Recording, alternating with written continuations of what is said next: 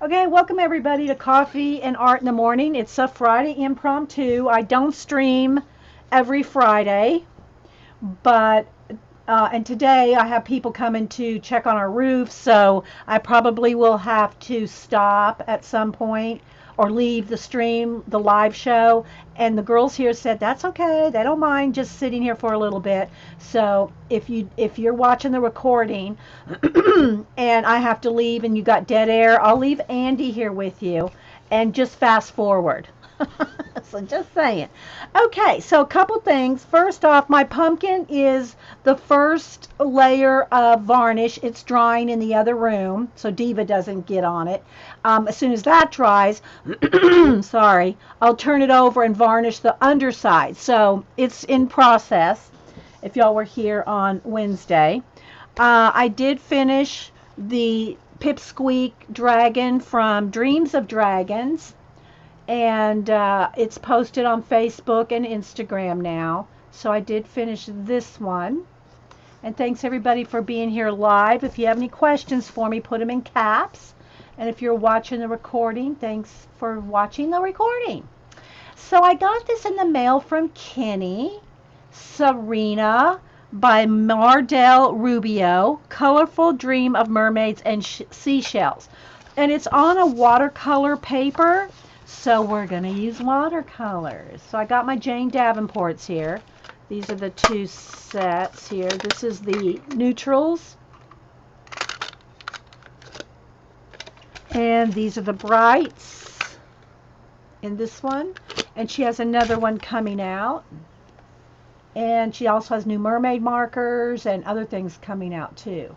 So I'm just going to probably just use these today with my water brush if I can find it. Sorry guys, I'm trying not to, you know, be congested with the fan blowing on me, but it's hot.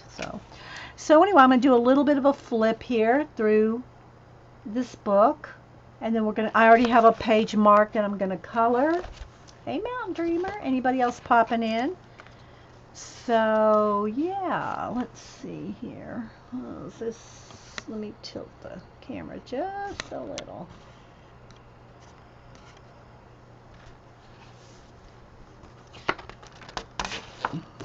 So some of them are on horizontal, but I think most of them are vertical.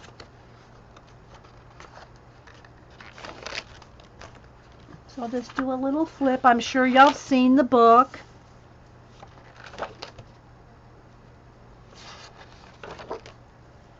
A lot of koi in it. A merman.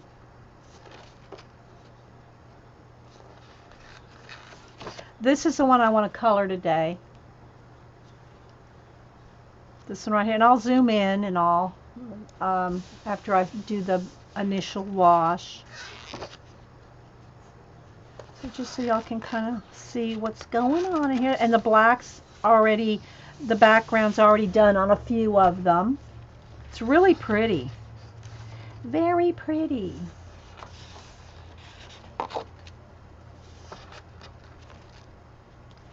All mermaids.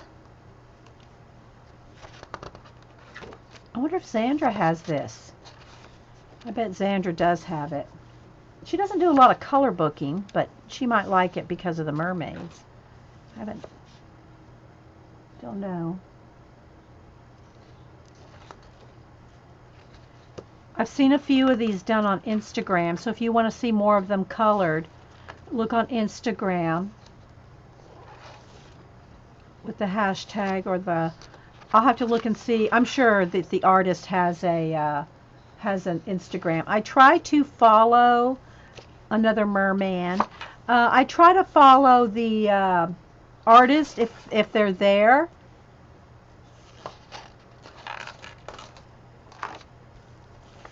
So that when I tag, so I can tag them.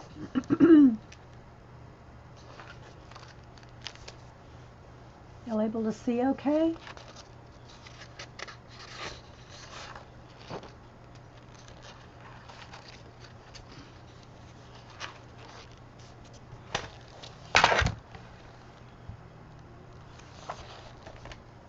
Move my ink bottles out of the way for my Inktober. Got to work on that today too. Okay, thanks, Erin.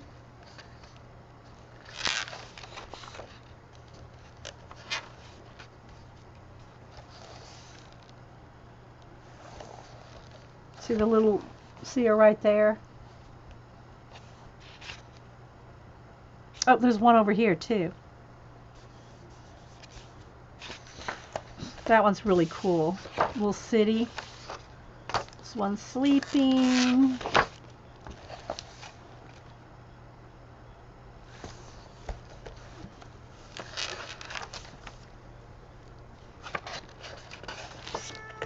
I hear you, Diva. You're going to have to go out if you're going to keep meowing.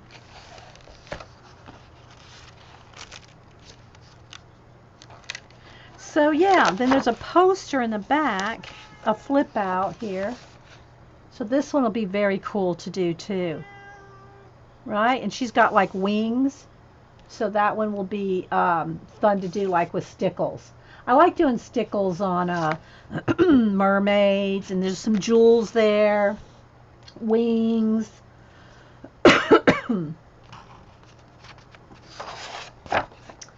So yeah, there's that. That's kind of cool, isn't it? And it's in a spiral, so that's kind of cool. So it's Sirena, Colorful Dream of Mermaids and Seashells, Mardel Rubio, or Mardel. And the ISBN is, well, there's 2, so it probably comes in hardback as well. Although you'll be able to find it just by going on Amazon. 10-099 754-8134. That's probably the hardback. 13-978-099-754-8136. If you didn't get all that, yeah, that last one I read is the one here. So yeah, if you want to find that out, it'll be on Amazon. Okay. So any questions? All right, so I'm going to go to the one that I have here that I wanted to color today. So we're going to do this one. And what's nice about the spirals, you can just flip it backwards, right? Now, because I'm going to watercolor, though, I am going to put a piece of wax paper behind it. So let me get that.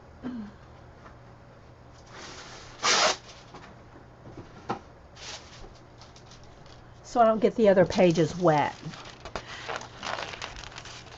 The pages are perforated, and I will probably, well, I know I will. I'll end up taking them out, putting them on black cardstock, and putting them in my book, just like I do this. See, I write the information on the back. This is like just taped down with double-sided tape to a piece of black cardstock.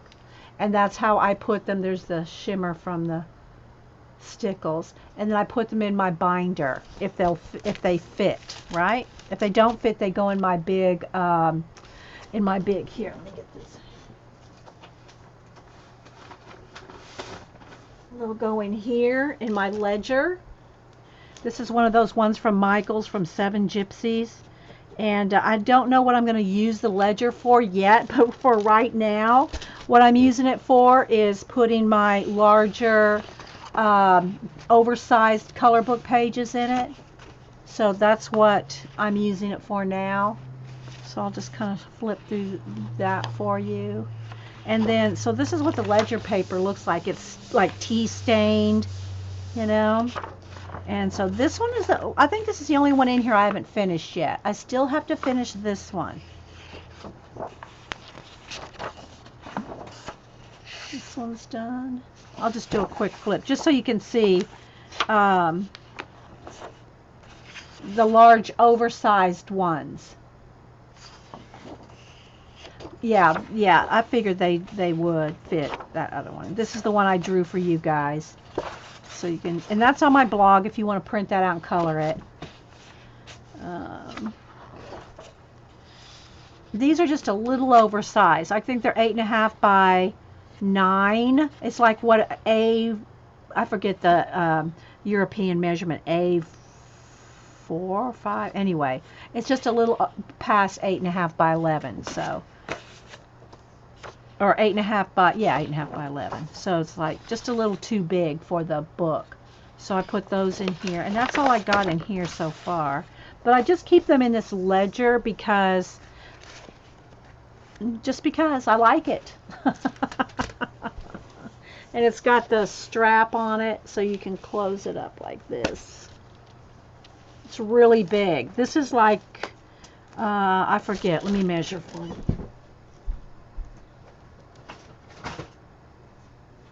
And you get these at Michael's. They're over in the mixed media section. And they have a couple different sizes. 16 by, just shy of 12 and a half. It's about 12 and a quarter, maybe. 12 and a quarter by 16.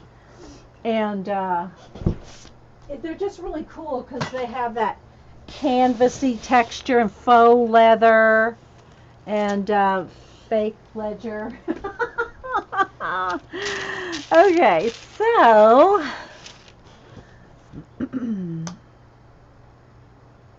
is there what Facebook group is that, Barb? Oh, that's Mardel's Facebook group. Okay. Okay, so that's good to know that she has one. All right, so I think what I'm going to do first is I'm going to spray these down with water. So I just take a spray bottle here, and I'm not going to do it right here on my desk. Go over here to the side and wet it all down so they're moist and ready to go. Okay, and then I just use a water brush, which has a little bit, let me go get a little bit of water in it.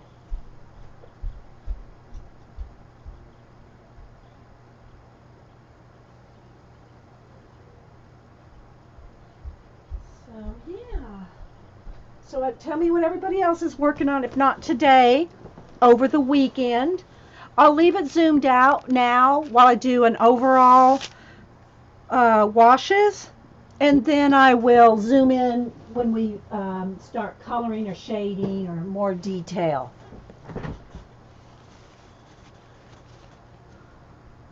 Hey, Marilyn. Little pumpkins are not in color, but I see them. The little pumpkins. Okay, Terry. Okay. Hi, Kangaroo Babe. Claudia. Anybody else I missed? So Erin's working in Everyday Horror. I think you've been working in that one for a while, and you're doing a different page. Connie is my Michaels does not have that book. I have looked for it several times. Yeah, it's over in the. You'd have to ask, or your Michaels might be too small to, I don't know. But you can probably order it too. It's over in the mixed media aisle where all the Tim Holtz stuff is. That's where and it's also where the little travelers, the faux travelers recollection brand, little travelers inserts and journals are. Francis is working on double page spread from Romantic Countries, Squaw Moon. You're taking a Jane Davenport class. Awesome, Squaw Moon. The online course. Well, I'm sure it's online. Which one is it, Squaw Moon? I haven't looked into her classes, so I don't know. But if you want to tell me the name of which one you're taking, I'll tell everybody. Sonia is Flower and Fairies and Tenderful Enchantments. Yeah, I got to get back to Tenderful Enchantments, too. Barb is... Okay, yeah, stay safe. Stay safe, Barb, down there in Louisiana. Elizabeth, I'm staring at my abandoned American book. Well, don't just stare at it.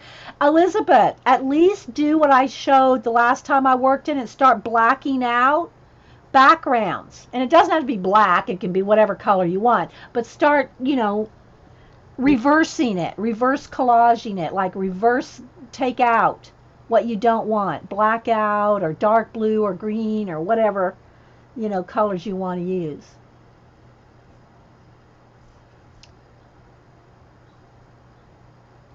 Julie Topaz, Creepy Pig. Yeah, that book is creepy, Julie Topaz, the one Erin's working in. Galena's working on Inktober, and then ATC's, Picola. Okay. Daisy is finishing Finnabear's class.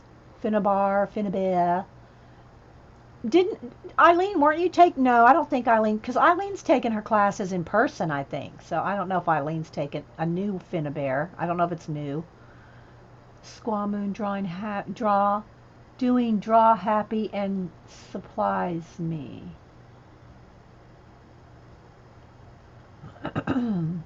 Okay, that's the name of it. Draw happy. Is that it? Draw happy and supplies me. Is that the name of the class, Tracy? Cool. I haven't looked at her classes, so I don't really not familiar with them. Kangaroo Babe's working on Inktober. Mountain Dreamers on Halloween cards.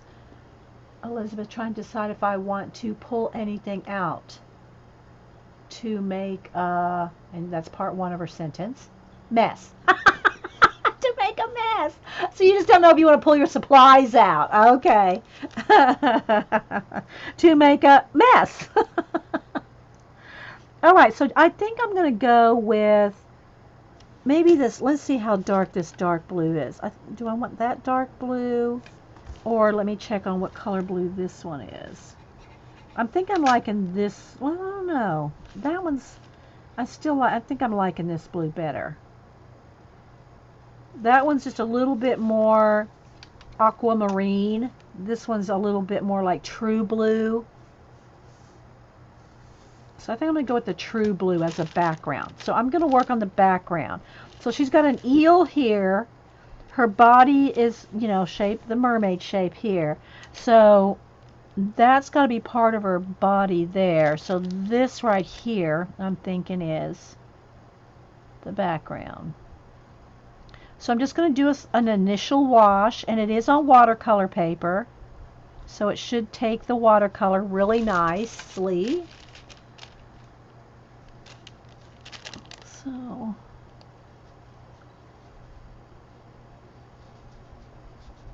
get crack-a-lack in here. And again, if the roofing guys come, I'll have to, you know, just step away for a few minutes. They're not going to work. They're just going to put up a tarp today from the loss of shingles and stuff from the storm. In case, because it's supposed to rain this weekend.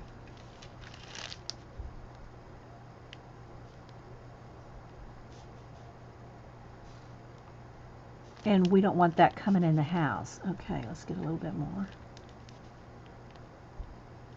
I'm just going to put a flat wash down for now in the background. Sometimes I do the background second. Sometimes, you know, first. The thing about, you have to remember, is it's watercolor. So when I go to color something next to it, you got to be careful not to touch the colors because they'll reactivate. It's watercolor. So it's a little tricky sometimes to watercolor in a color book because of that reason.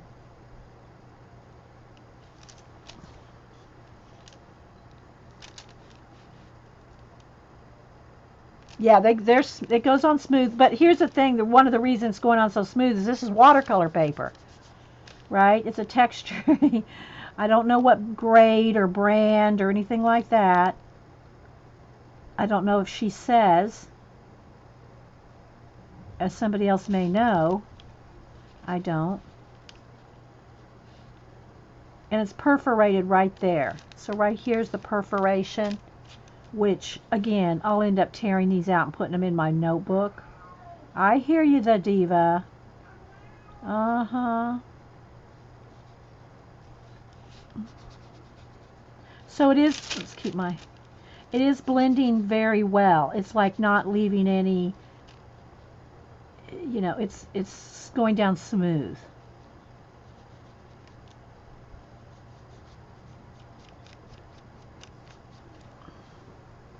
You'll see. And I'm just using, I'm not mixing any new color. I'm just using it straight from the color. This color's called Butterfly Blue. Butterfly, this color.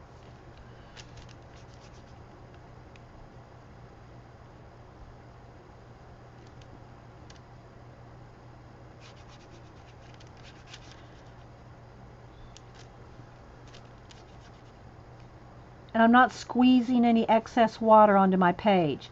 If I need extra water, you squeeze it over here on your palette. Don't squeeze it on your page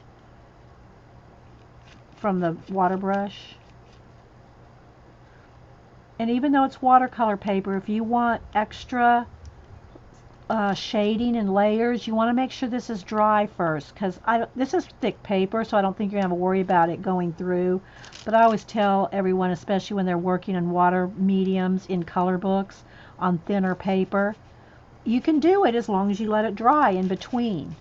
I watercolor in Bennett Klein's, and we found out, or we discussed, it's that Create Space. Squeeze a little water out. It's that Create Space type paper. It's very thin, and you can, but you gotta just not oversaturate. It's the water that saturates and peels your paper and goes through. It's not the paint. Welcome back, Kangaroo. It's Serene. I can't really turn it right now. It's Serene. I'll show it again in a little bit. Okay, so let's see. Over here. Right in there. Just trying to find all the background. It's kind of taking my time. We will probably not finish this today. But when I do finish it, I'll post a picture on Instagram, Twitter, and Facebook. I have a Facebook color book album.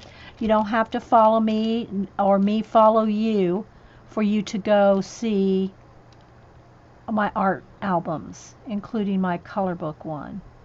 You can just go over there and click on Dee Dee Willingham and look in photos and then albums. And all my art albums are public, so anybody can go see them.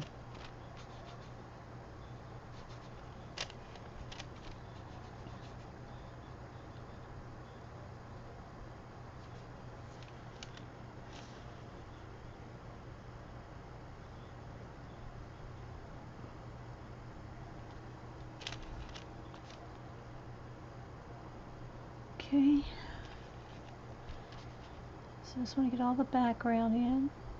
And you could use your Neo colors, you know, your water soluble Neo Color 2 water soluble crayons with your water brush, any watercolors, or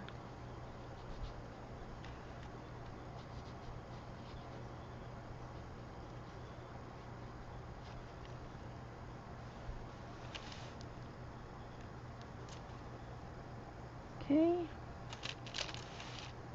Let's put out a little bit more here.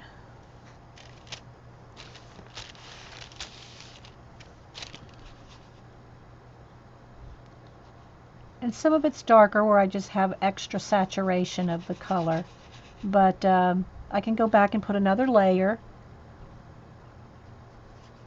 Just let it dry in between. But you know, it's kind of cool to have different shades of blue because it is water. But I'll probably go in and see here, add another layer and make it kind of the same. Right now I'm just getting an initial wash down on the background. We could probably do a chat pack question. Do y'all want to do a chat pack question? Y'all up for it? Is it too early to think? Is it too early to get your thinking caps on? They're not that hard to think of, you know.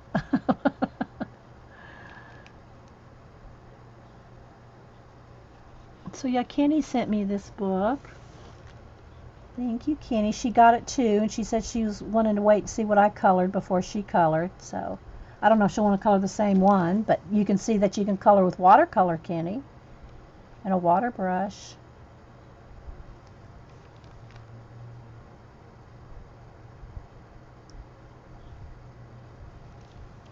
And there's lots of inspiration on Instagram. I see these pages being colored. I follow some of the girls that color these. probably maybe some guys too. There are guy color book artists, colorists.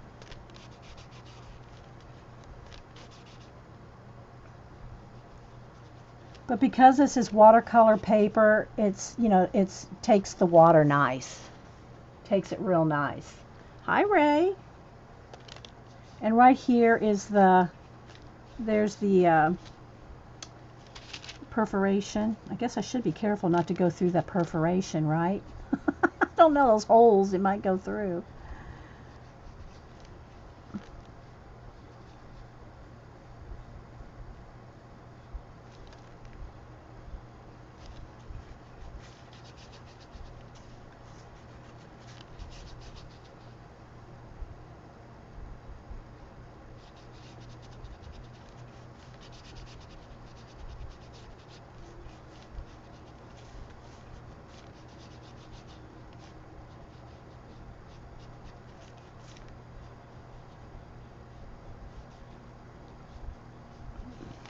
And I know I'm a little far away, but I wanted y'all to see the overall picture while I did the initial wash. I'll zoom in here in a minute,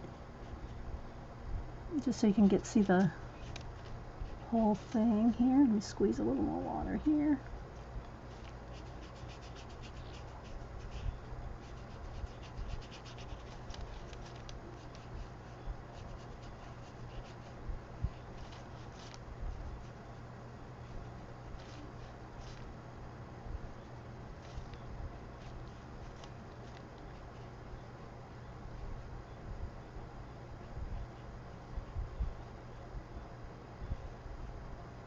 Being careful around her face.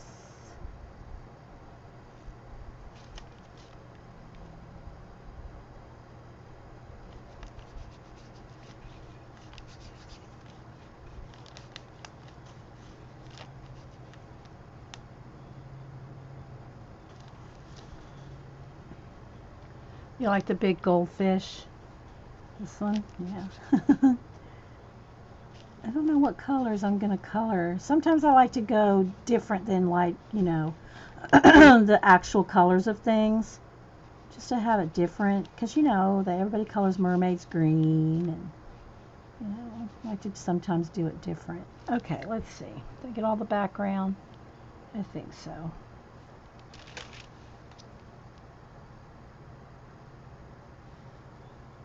All right, let me get a sip of coffee here.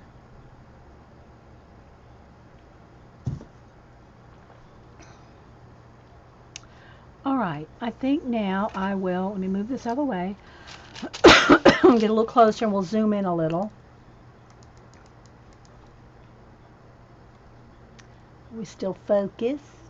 I think we're still focused.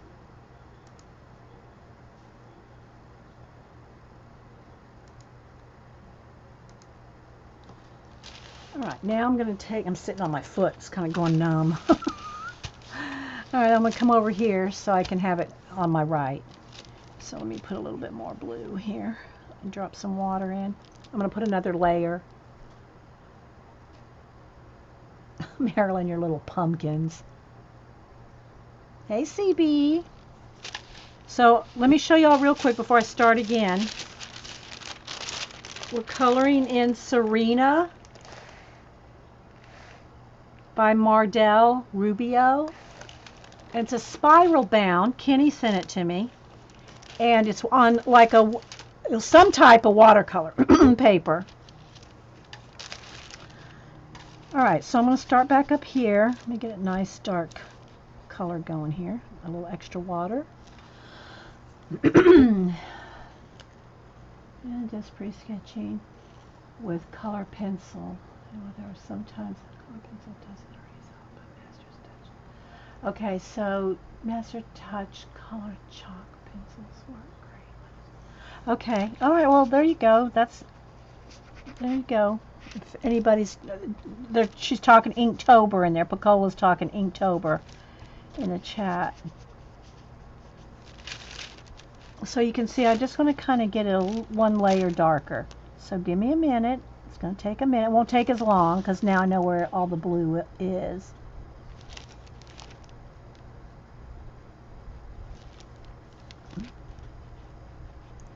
But I think I want this nice, really pretty dark blue.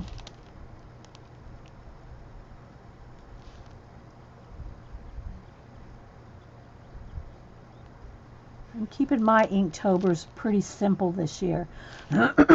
Sorry guys, losing my voice here. And doing more calligraphy type Inktober with the kanji symbols and the bold black brush strokes for in the drawing. So I'm doing mine kind of calligraphy and simple and ballpoint pen. Ink, brush, and ballpoint pen. That's what I'm using in mine this year. Okay, so it's a little damp still, but because it's watercolor paper, it should be okay. Plus I got wax paper behind it, so even if it did go through, which I don't think it is,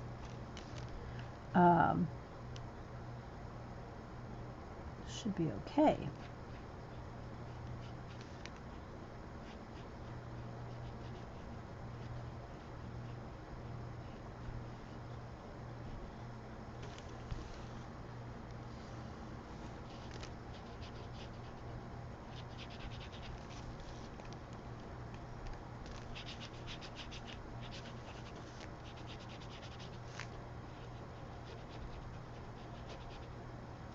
Oops, sorry guys. I'm so zoomed in, I have to remember to keep moving the piece.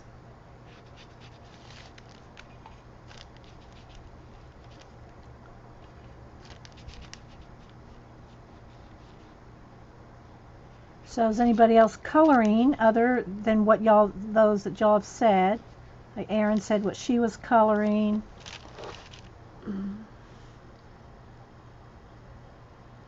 Calligraphy and simple don't go together. Well, you know, I have done calligraphy over the years. I mean, I'm out of practice. And, but, you know, just practicing on the kanji symbols, it's not too complicated. It's not like doing a full-on calligraphy piece.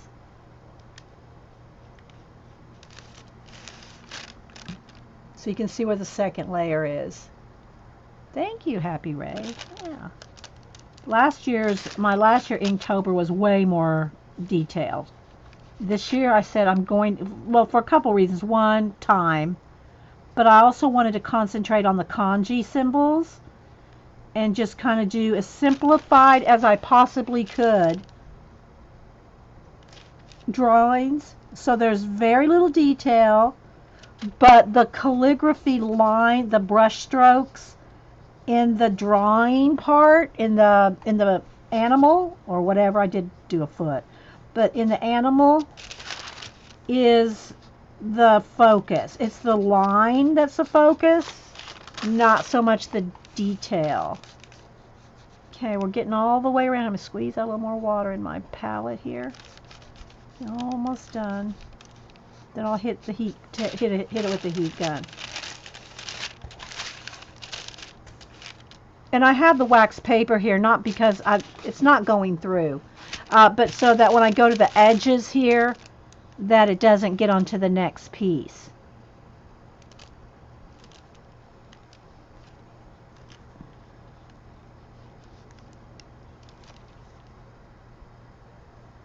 You're working on the hanging.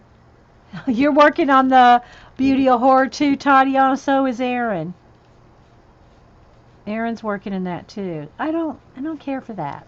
That's just me.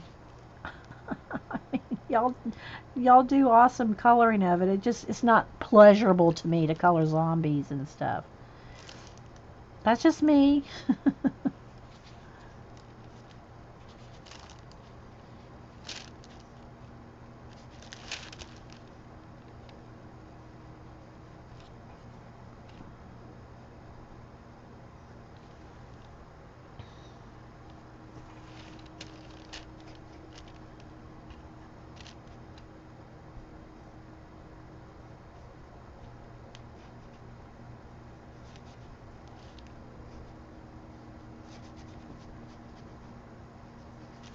Okay, almost done with the background. I may put some water foamy stuff in it at the end. I don't know yet.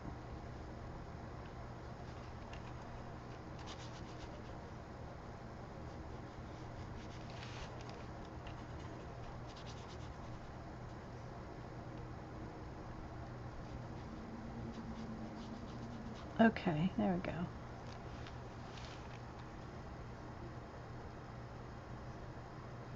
Jean, hey Jean, are you going to do Nano Jomo this year or next month? You'll have to watercolor. Oh, okay, yeah, Jean, for sure. Okay, yeah, Jean, awesome. Am I using a brush for the calligraphy? Yes. Just a paintbrush, not anything special. Where is it? I'm just using like a brush like this. Just a brush, nothing fancy. And this may not even be the exact one I'm using. I got a couple of them laying around here. There's another one. So yeah, but I'm just using a brush like this. And that's like on along the dark lines you see in the animal, like the fox. All the thick dark lines, it's all with the brush. I'll try to remember to show it again here when we get done, or get. Okay, so I'm going to remove the wax paper now that I'm done with the edges. Just so that and it might have gone over the, and it didn't. I was thinking maybe it went over the edge on some, but I don't see that it went over the edge, so.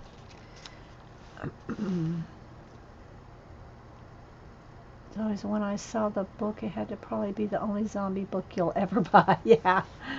Yeah. Everybody teases me because The Walking Dead's filmed like not far from here. And they go, do you look out your back door? They in their backyard. I have a big field. I have a big field. Behind my backyard, there's a street and then a huge field. A farmer lives there. And it's some of the scenes in The Walking Dead. I did stop watching The Walking Dead, I have to say. When Negan came on, I quit. When Glenn and all that, y'all that know Walking Dead know what I'm talking about. I stopped watching it. I haven't watched it last season. But up until then, I watched it. But that big field behind my house, I can sometimes just imagine like hordes going across that field.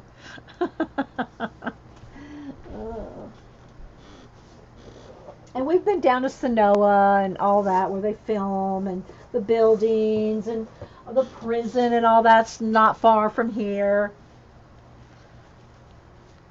All the places that they film. But and they always block off streets, and when they block off streets, they call it mowers. Mowers are coming through. So but we know what it is. Everybody that lives around it knows what they're doing. They're filming.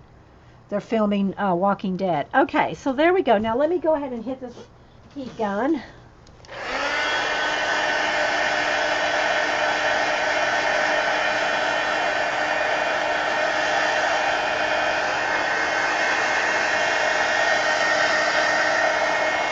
And I left it a little bit watery. It's not completely flat. I mean, it's got like shades of blue in there. Let me go ahead and dry the back side too.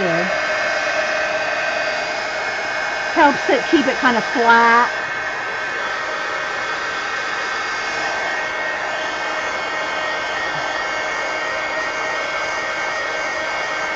Yeah, I quit watching it when that happened, so. Anyway, okay. So there we go. And it does curl just a little. Never bothers me because you can just roll it back. You can roll back the curl if it, kind of curls a little. You can just kind of pull on it and bend and, it'll flatten back out. So it's not like it's wrinkly or anything. Like, Create Space, you got to really watch that water. So, okay, so let me decide now. Do I want her green? Do we want her another color? Do I want this one orange, this fish? What color do I want the eel? I'm thinking I want the eel to be almost like this sienna color here. I'm just going to roll with it. I'm not going to overthink it. Whoops. So let's see. What side's the best side? I'm not sure because I am kind of rolling around here with the... So I'm thinking this sienna color here. It's kind of a, what's it called? It's called apple. The color's called apple. But I'm going to move a little bit of that brown in there. I'm just going to brown up. Add some water, squeezing the water in here, and just start with a wash here.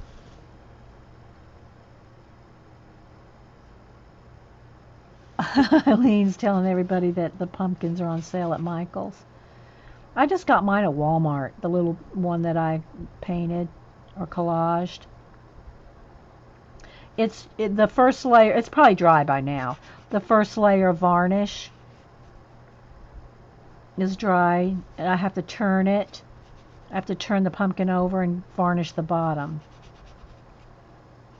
So I kind of want this a sienna red color. But I think I'll have his fins a different color, or a lighter tone, or orange maybe. Let's just see where we go. And again, this is just a wash here. Y'all know I'm going to go in there with pencil. I can't not go in with pencil. And I think I will do the goldfish orange. I like to try to keep minimum colors palette. Now she's got a lot of shells and things going on, so we'll see. But the main colors,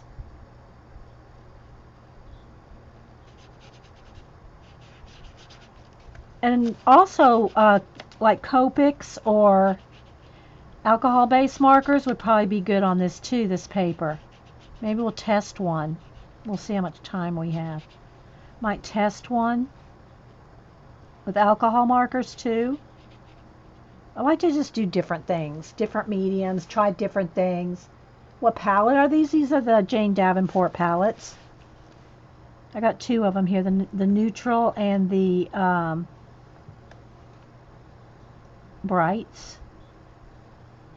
This kind of apple red, I'm kind of mixing with a little bit of the brown, is on the neutral palette, and then the blue is from the brights.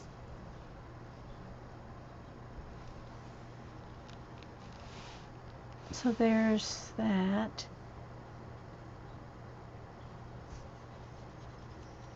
I almost want her hair to be, see, I'm trying to, keep the colors all.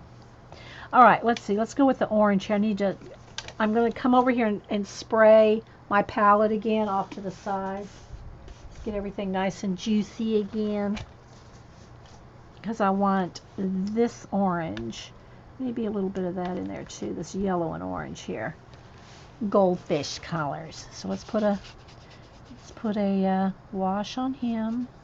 This is just the base coat.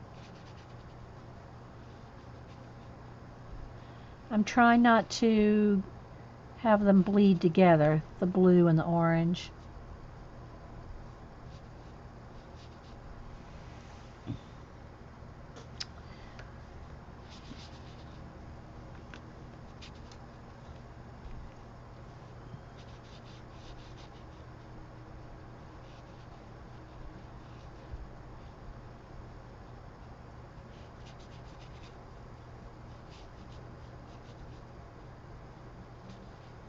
So anyway, Jean, that'll be awesome if you do that for Nano Jomo. Watercoloring. Awesome. Okay, do I want her to be more, I think I'm going to do her tail and her fins the same color as this orange.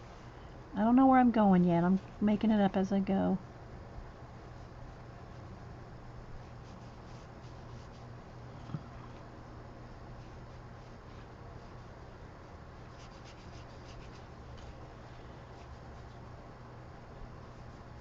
And I'm thinking I might want the eel back a little bit more red. I got a little too much brown in there, I think.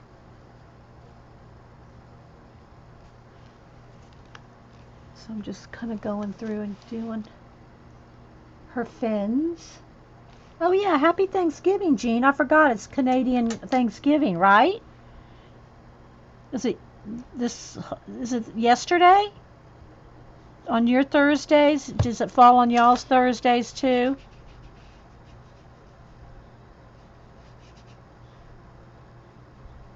You're not going home to Mom's this year? And how is Mom, by the way?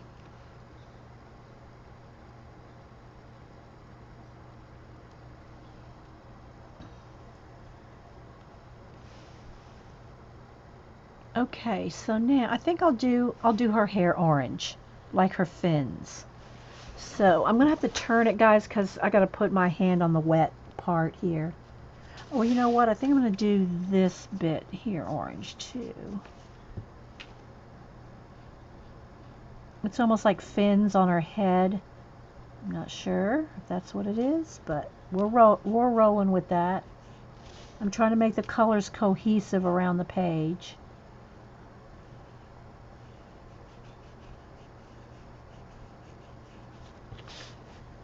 And trying to stay in camera because I'm so zoomed in. Okay. This weekend, it's always the second Monday in October, but we're having dinner on Saturday. Okay. Bye, Karen, and hi and bye. I miss seeing you. Okay, let's see here.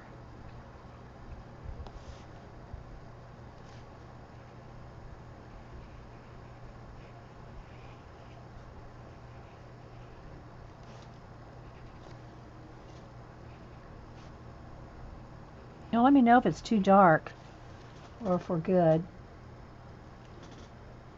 We are doing our family one next weekend because your sister took off and wanted to relax with the. Oh, okay. How's mom doing? She better? Is she getting better?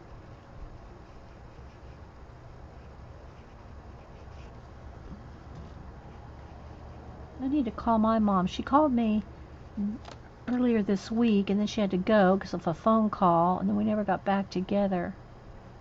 So I need to call her. Let's see. Me and her and Denise message, but you know, it's not the same as talking.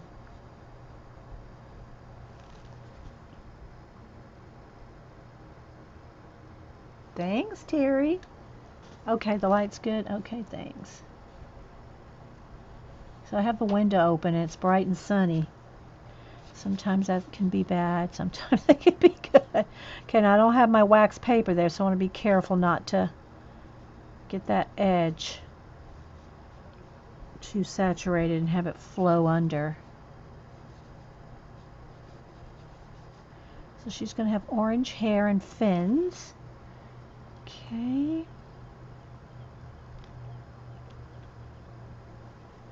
I think, whoops, got a little of that red in there. This right here is orange too.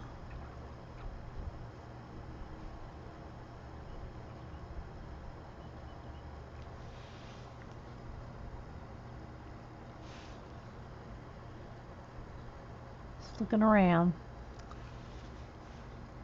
And that's orange. It's the same orange as that, but because of the dark black line work, it makes it look darker because it's got all that black line work.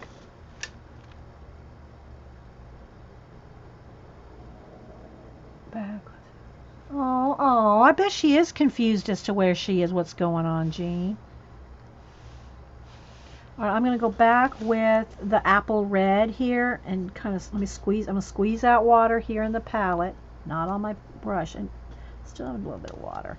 So I'm going to shade again. I'm going to add another layer on the eel.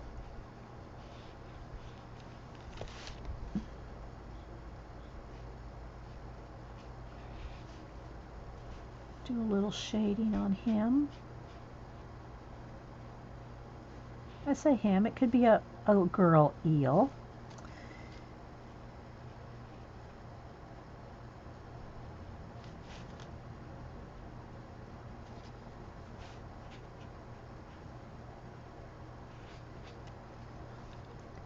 Just add another.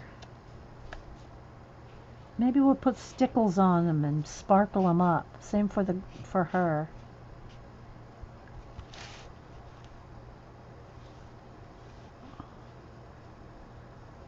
Okay, we'll have to get some green in here somehow.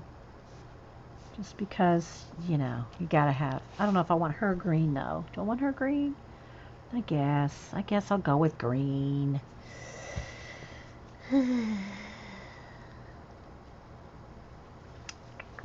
All right, let's come back over here. Let me kind of wet these two greens down. I need a clean spot in my palette. Right here's one. I just find a little spot. All right, so we're going to start with just a wash of green, lime green.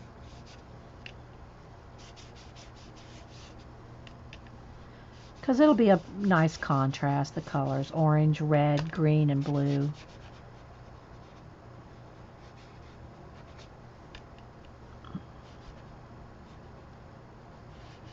And these fantasy pictures, I like to have, have them happy. You can tell by her lip. Screams green. Oh my gosh. Go on, man. Oh, Tracy. Alright. Alright, so let's see. So she's going to be green.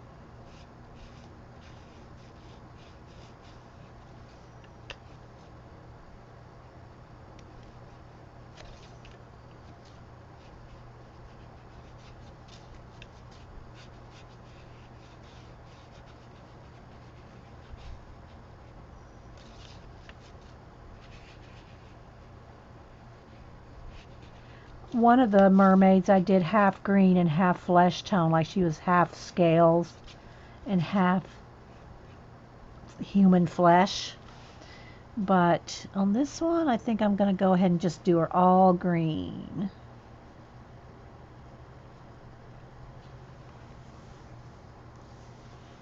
Hey Prisma, how you doing, girl? Alright, let's see. Use her ear. Try to be careful because it is watercolor. If I touch watercolor to watercolor, it can bleed. So I'm kind of being a little careful. Again, this is just a wash on here. I just think that even if you want to do all color pencil on top, even if you color up the whole thing with pencil on top, if you start with a wash of whatever, if it's watercolor, if it's neocolor, if it's acrylic, if you have a base coat of something, it just makes it so much easier to do your shading and your blending. Okay, let's do down here. Alright, so there's a start. Now, I think we'll have to go in there with some coral colors, some peach colors.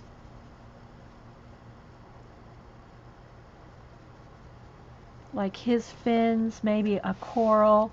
Let's see if I can mix me up let's use the, it's called Best Friend. It's a hot pink. Let's throw some water down there. Some hot pink and a little bit of a yellow or orange in there. Make it a peach color. It might be too orange. I need it more peach. Let's test. No, that's still too orange. Might have to go with more red in there. But I don't want it to be the same color as his body. Let's look over here. That may be too similar on his body. I'm looking at all the little...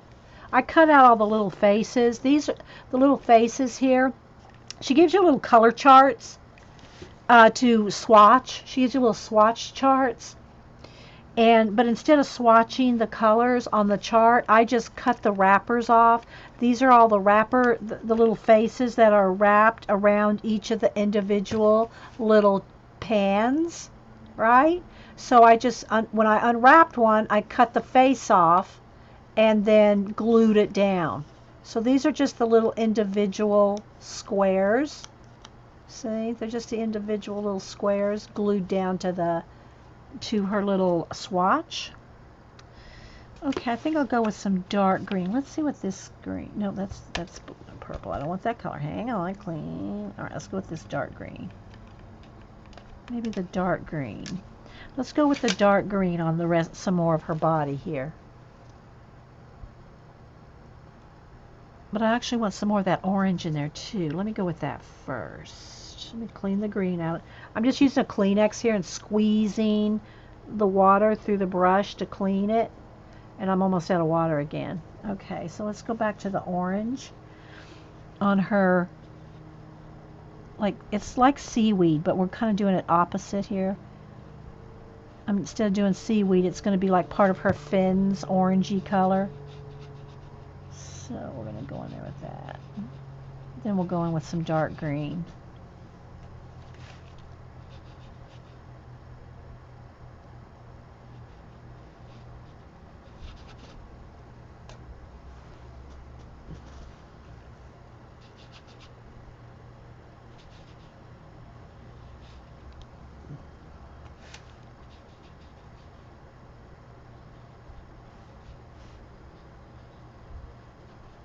So this could be part of her fins. And there's some other kind of decorative thing, shelly looking thing in there too.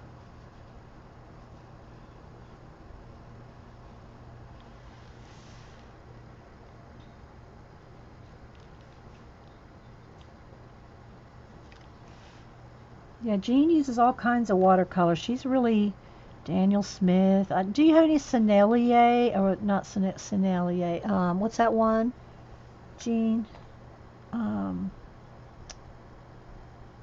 Schminka? I think if I got any really, really nice watercolors, I'd go with that one. The Schmink. All right, then also I'm going to do the orange on her little top here, her little bodice. I'm going to go in here with orange on here. There's little things here too. I'll get that with pencil.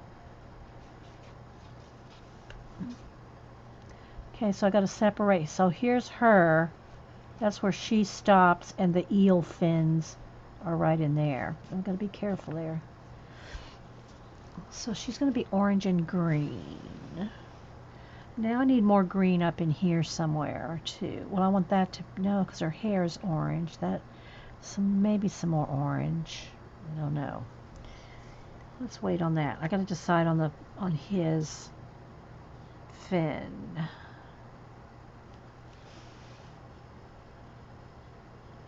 What colors did you mix for the orange? Well, I don't know if I just plop some in here. The vitamin C and the mango. These two right here. And I'm just kind of mix them in the tray. No portion to each or anything like that. I need another Kleenex here. Because I clean my brush in between. See, in here. On a Kleenex. You like the schmink?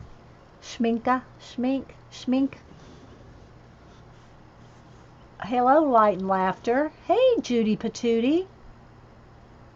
Anybody else I missed? Okay.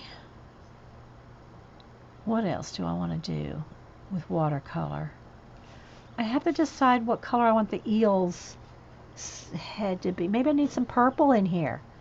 Do I need purple? I'm getting this it's going to be very dark. I'm going to have to lighten up that background somehow with pencil or something. No schmink yet, but Carol TMT sent you a tin with Daniel Smith, Graham, and Snell. Yeah, okay. See, I haven't tried any of those. Well, I can't say I never have. Probably over the years, some of those. But I just don't do a lot of watercolor. I mean, I've done my fair share of watercolors. I have like Brad's boots hanging in the house, but it's just not my favorite. I don't mind doing watercolor like in a for a base, but I just don't enjoy the process. I'm a pencil girl, just telling you. I like my color pencils. But I'll do I like my acrylic paint when it comes to collage, so I can't just limit myself to that. All right, I think I will go with some dark green. And I might mix a little of the blue in there too, because I don't really want it that dark a green. It needs a little blue in there. Let's kind of mix the butterfly blue and the mermaid. So it's almost kind of like a teal-y color. I'm going to go with it. Now that's going to be too dark next to that blue. I'm thinking. See, this is probably why I should have left the background to the end. Make the background fit after I'm done. But let's see. Maybe yellow. Pink. Maybe pink. I have to mix some pink. Okay, let's see what we can do here. Let's go with the best friend pink. Let's see, I need to clean a little spot right here. Let me spray some water. I need to clean a little spot to make pink because that brown is obviously going to interfere. Okay, so let's put a little water down here. Let's get a little pink, and there is white, so we can kind of water it down. I mean, tone it down. Okay, so let's put a little, like a light pink, maybe. I don't know. I may not like this, but we can always go back over with pencil.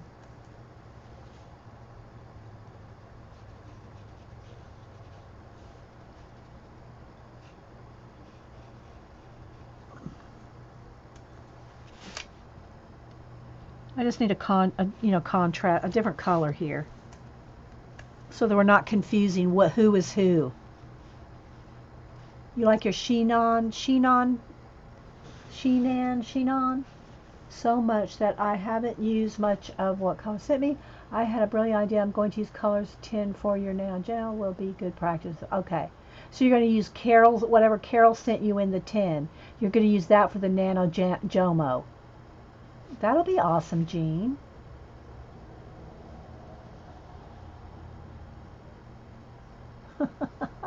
Barb.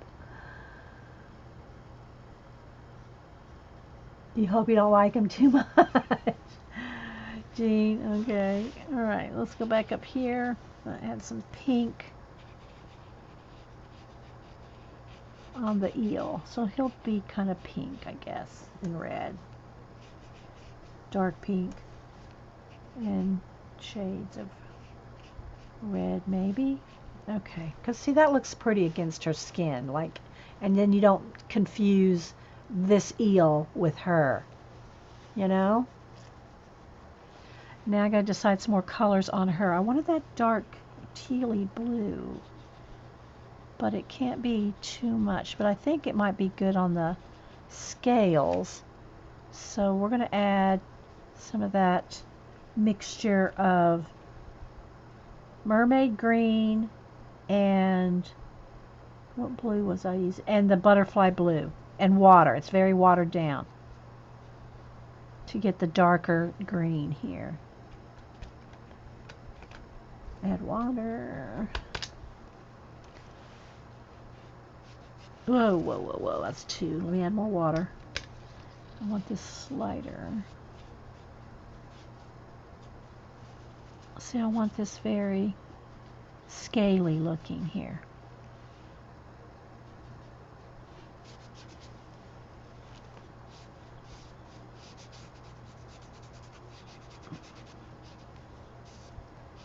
We'll go in here with pencil in a little bit.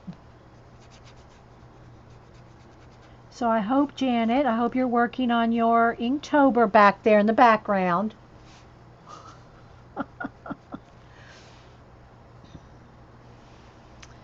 Okay, now back up here on her skin, where there's some scales. And even when there's not any scales, we'll put a little shading with this.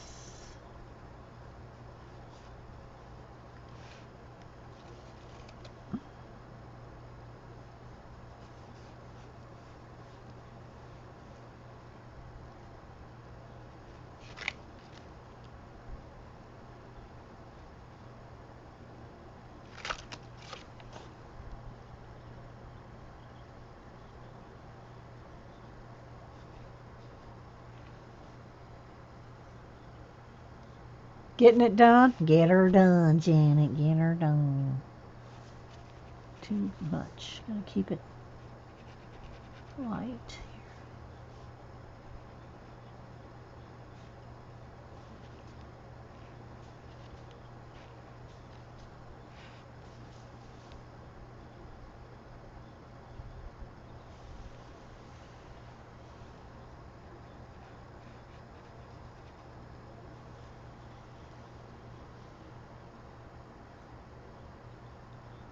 Oh, she doesn't. She's a mermaid.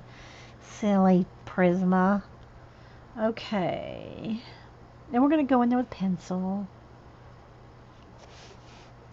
And this is watercolory paper. All right, let's go see some of these shells. Let's get in here with some pink. Like some of these big shells up in here. A pink one. Then I might add a little bit of orange to it and make some coral colors. Some different peach and pink shells up in her hair. Okay, now let's go with more of a pink one right here. Maybe a couple yellow ones too. There's a pink one. Maybe this right here can be pink. This one. So kind of maybe some of this will blend from pink to peach right in here.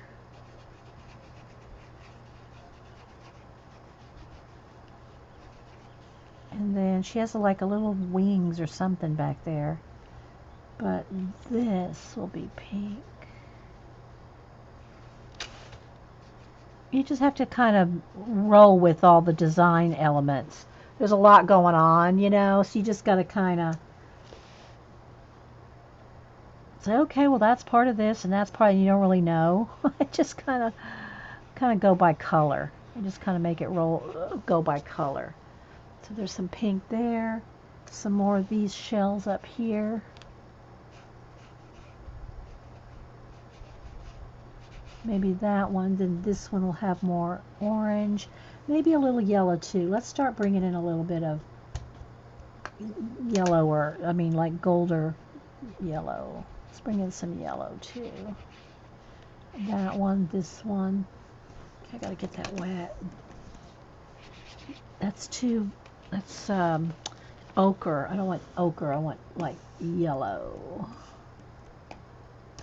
Which one of these is more yellow? That one, because I got them layered up. This one. Okay, this one is called Buzzy. In the brights, this one seems to be the most yellow, so let's go with that. Yeah, there we go. A bright yellow. Get that in there. A little tip up there. This shell, I'm not sure what color I want to do that, and have some yellow right in here.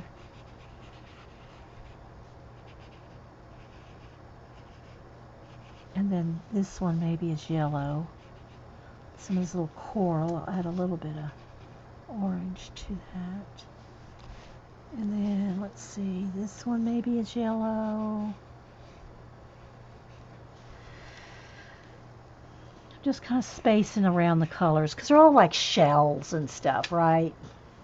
So, I don't know that, you know, you can do whatever you want. And some can just touch and blend together.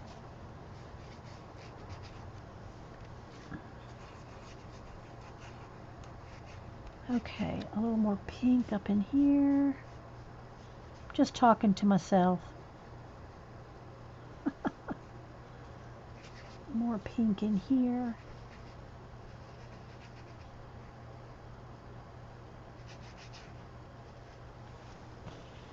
And maybe some bright pink right in there.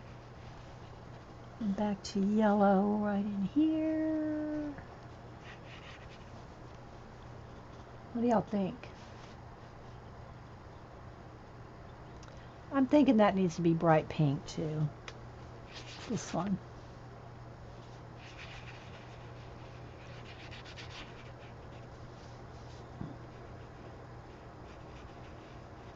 I know it looks a little messy when it's just base coated.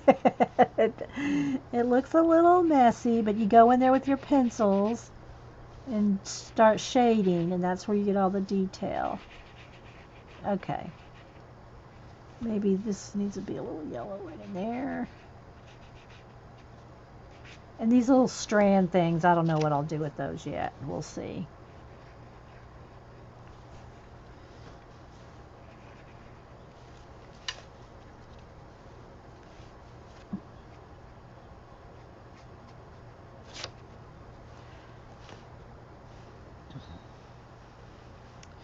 Okay, some more orange down in here, another layer.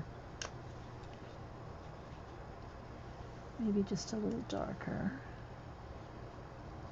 Let's put a little bit in there and then kind of wash it out a little. Okay, so get some in there and then go in here and get just water on my brush and kind of blend with the water.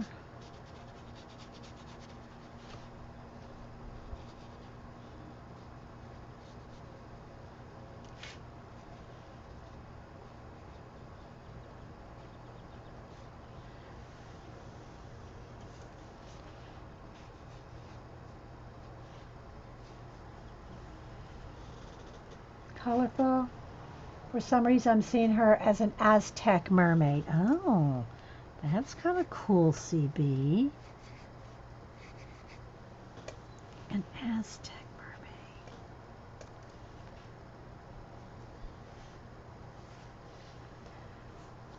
Maybe because she looks kind of like fire, maybe? I don't know.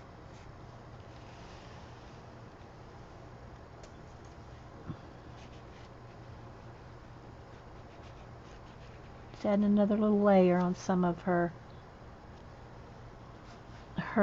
type of scaly stuff or flowy stuff.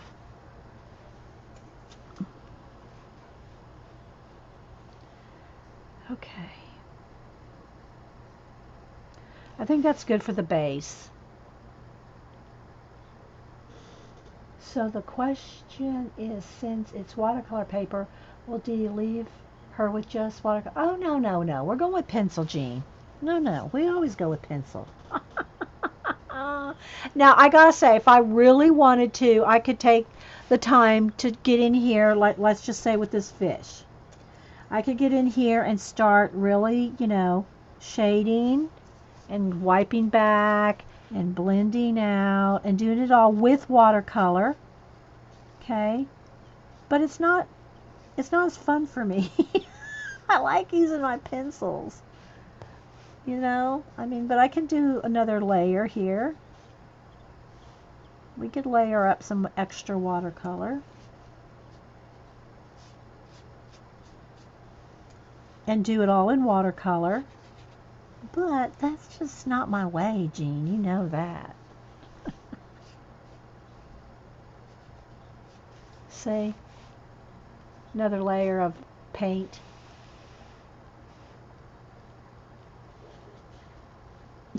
You're silly even for asking. Alright, so I think I'm going to stop on the watercolor here. Where's my lid? I'm almost out of water here again. I cleaned off my brush. Now let me hit this with the heat gun. Hang on. And then I've got to get some coffee. I think I have to make coffee. Hang on. I've got to get some juice or something to drink.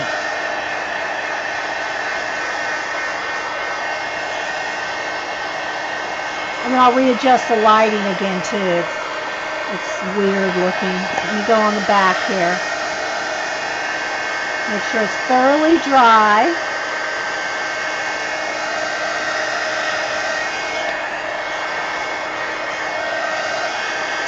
Alright, so let me go run downstairs and get something to drink real quick, guys.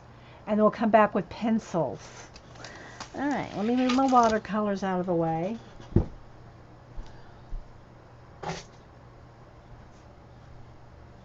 And I'll wash my hands and get some juice. So just a second here, let me be right back.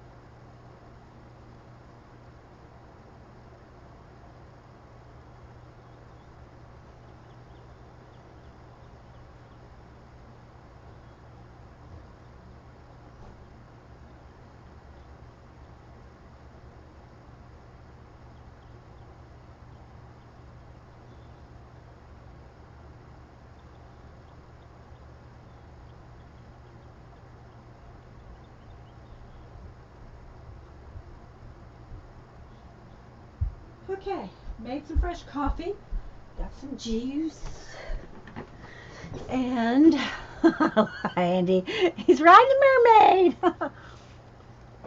going through the ocean. Look, he's holding on to the eel. Here we go. Okay, sorry. Okay, so we're pretty zoomed in. Let's see about readjusting everything here.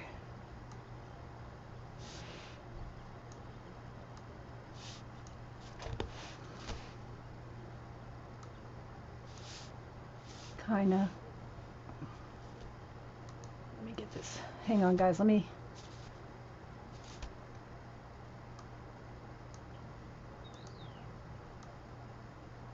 That looks pretty good.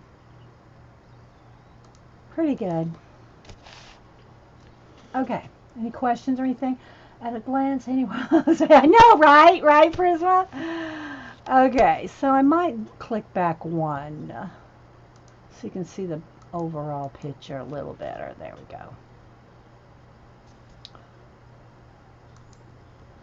Okay, so again, we're coloring in Sirena, Mardel Rubio, Colorful Dream of Mermaids and Seashells. So we got to make it colorful.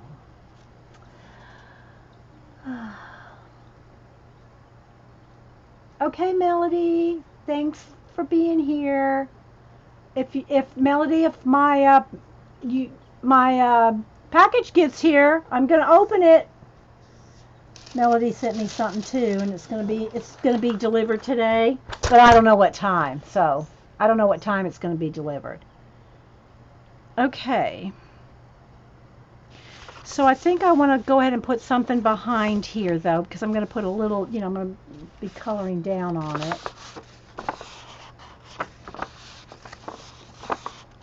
She might be able to see chat on. I mean, she may. I don't know. I can't. I don't like to chat on other devices. That's just me. Okay, let's see here. Let me find a piece of something paper here. Let me pick this up. A piece of cardstock.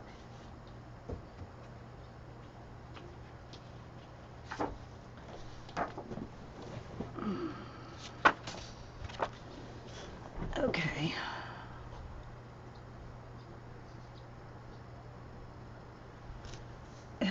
It's not coming in the mail though, Jean. It's coming DHL, which is hand delivered, and I have to sign for it. So I have no idea what time that could be. It's not like my mail, My mail comes usually about 11. So yeah. Okay. See how it keeps wanting to flash in and out? I don't know why. I have the auto is off. Oh well, maybe it's just that blue. Okay, so what I think I'm going to do is let me get white. I think I'll start with the background where the blue water is, and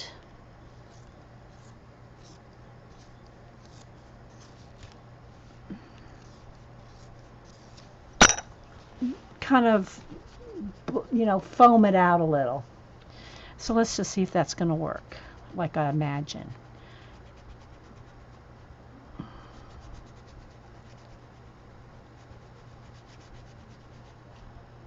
I don't know if you're going to be able to see that. Let's see. Maybe I got to zoom back in again. Readjust everything. Hang on, guys. I'm working it. I'm trying. It's so flashed out. I don't want to get it too dark. Maybe. We'll try that. Okay, so what I want to do, and I maybe should do this with, I don't know, we'll go ahead and do it. Let's see. I just kind of want to do, because it's watercolor paper, so I'm thinking that the texture on the paper is going to like pick it up. Pick up the texture is what I'm trying to do with the pencil. It's doing it a little bit. Can you see a little bit of the texture? I hope.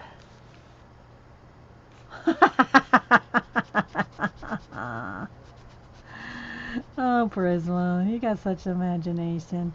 Okay, so something like that. Can you just kind of see how I just want it kind of foamy? So I'm going to kind of just go in here with pencil here and there.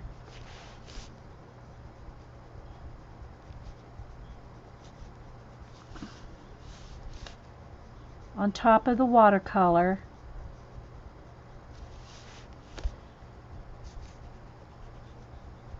Maybe I will see it better over here. And it's just kind of scumbling in. You can see it? Okay, good. Thanks, Tracy. Just kind of on the side of the pencil. No particular shape, just kind of spreading it out.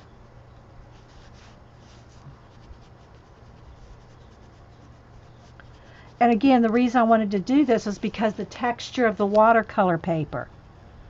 It's kind of like a cold press. I don't know what the weight of it is. It's not like 140. So maybe 90 pound. And the girl that made the color book's probably out there somewhere, as said, but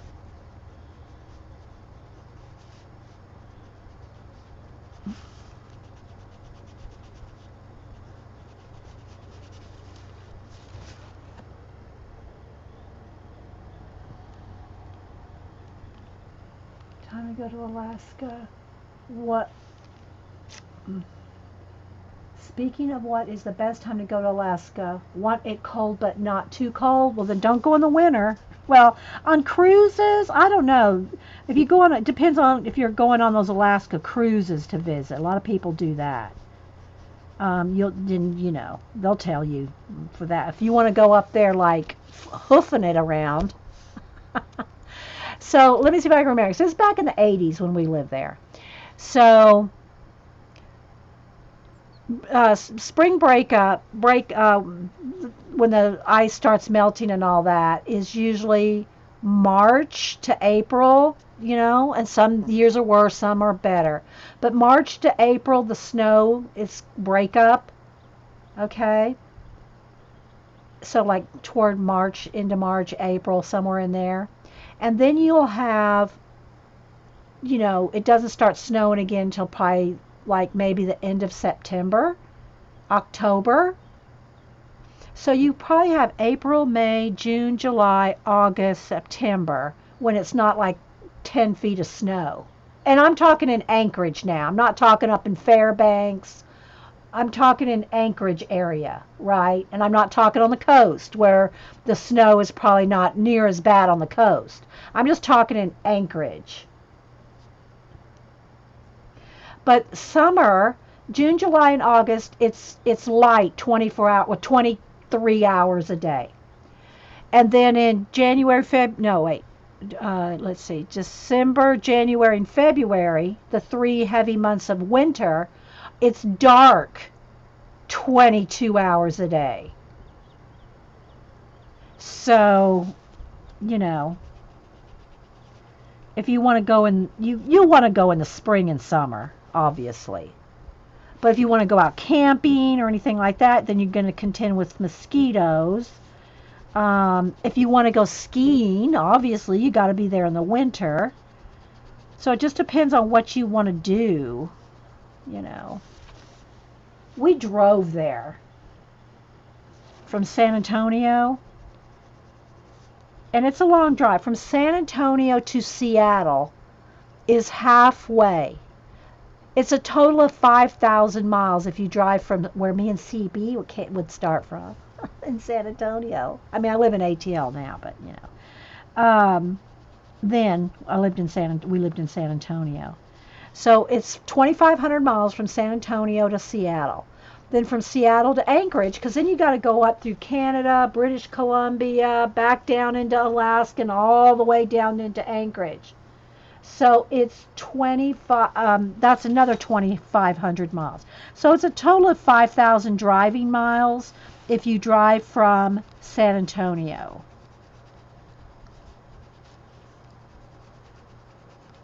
But Hawaii's real close. We went to Hawaii. It's a hop, skip, and a jump. Well, not quite a hop, skip, and a jump, but it's close. When you're in Alaska, because see, here's the thing. Let me show you here. Let me draw a little map. Okay, so here's like Washington right here.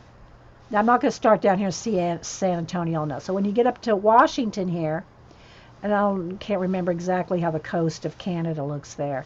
But then you have Canada and British Columbia. You got the Yukon. Oh, wait, I'm way up here. And you got the Yukon. And then you come down. Here's Alaska, somewhere right in here.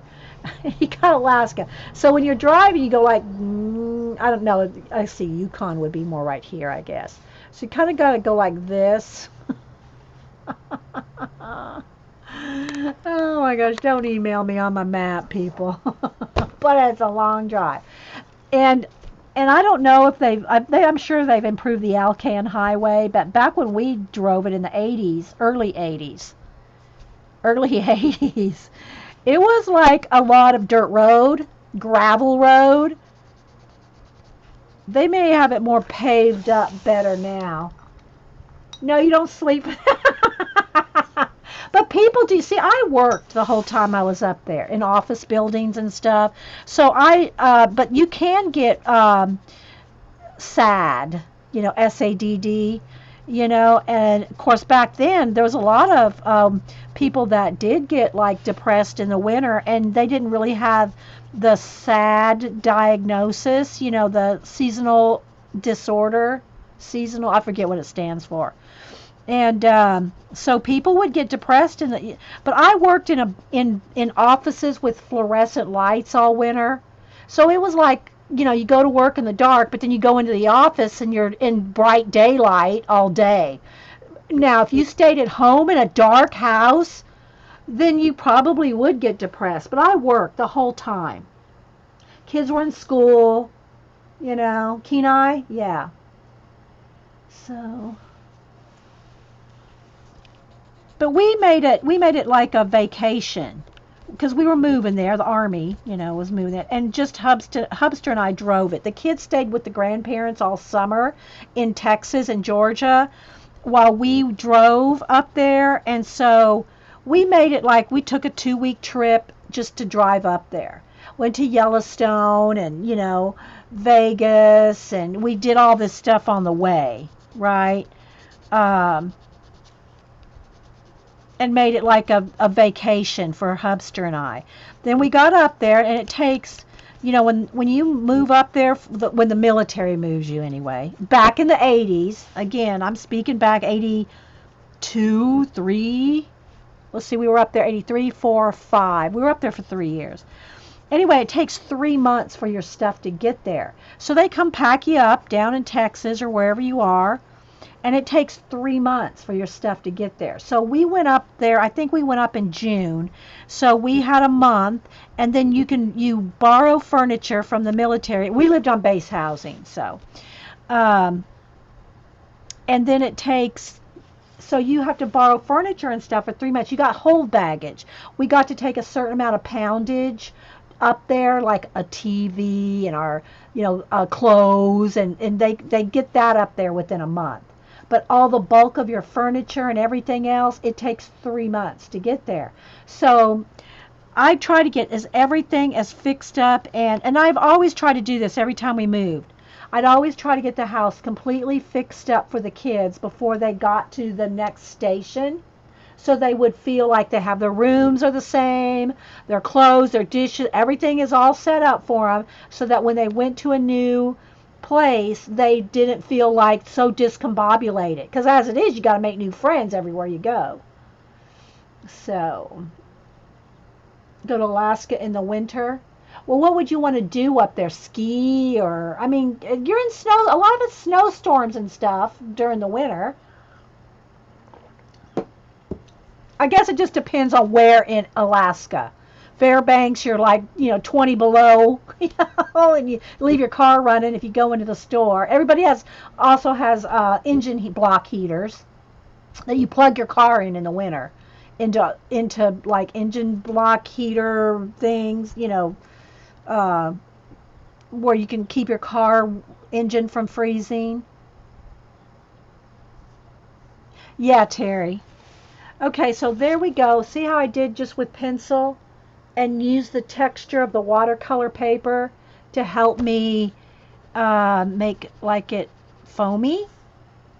See, kind of make so it's not a flat background. So there's the background. Now let's go ahead and work on her.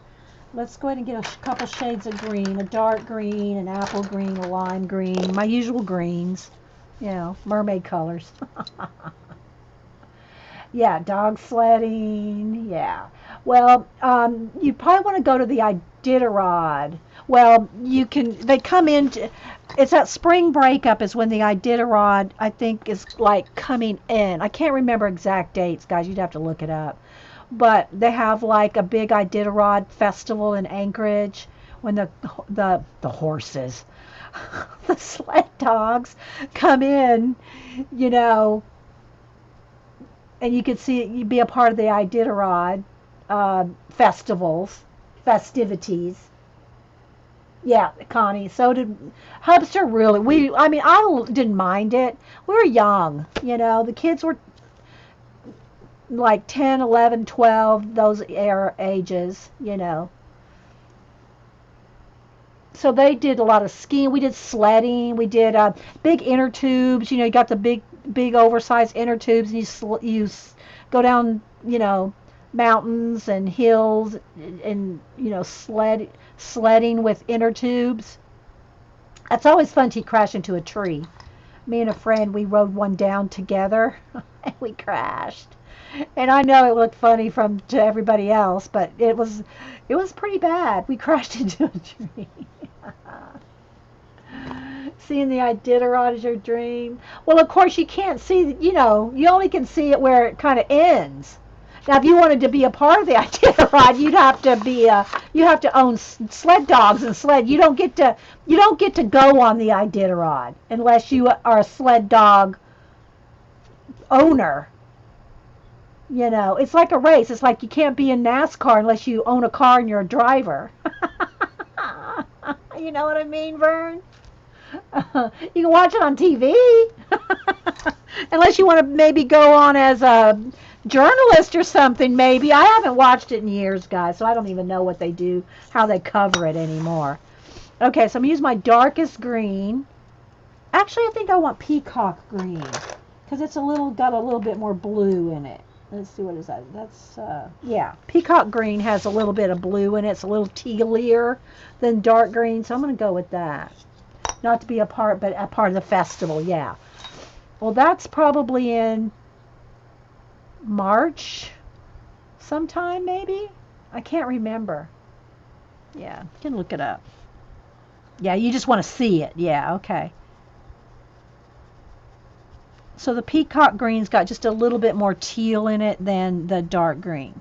So I'm going to go in here with a little bit of shading with that. And then the scales too.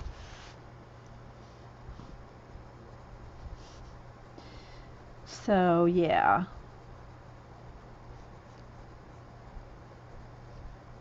And I haven't heard of any major earthquakes for a long time. We had a couple earthquakes when we were there. It was my first time ever being in an earthquake because I wasn't, around California or anything like that where earthquakes probably, are more common, if you will. But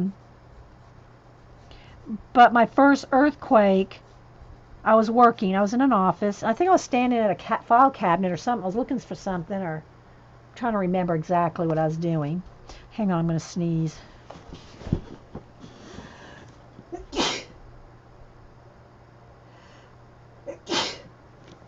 Excuse me. I turn around so I'm not sneezing right on you. And I was standing at the file cabinet doing something, and all of a sudden I was doing like this. And I'm going, what in the world is that? I'm my whole body's doing this, not just my hands. My whole body's going like this. And one of the girls goes, it's an earthquake, get under your desk.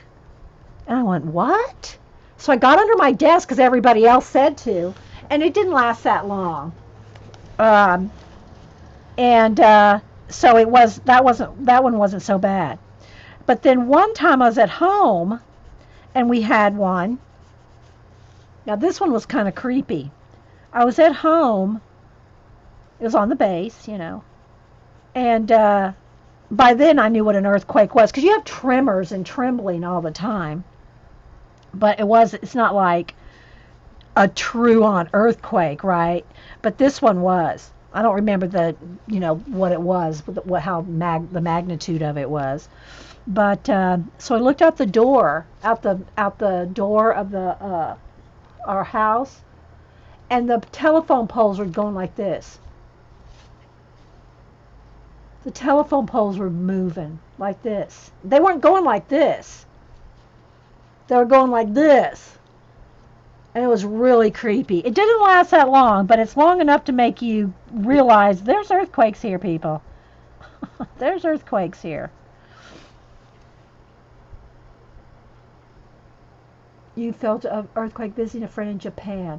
The bookshelves were proper shaking, but my friend didn't come running into my room, so I figured it wasn't that bad, which luckily it wasn't. Yeah.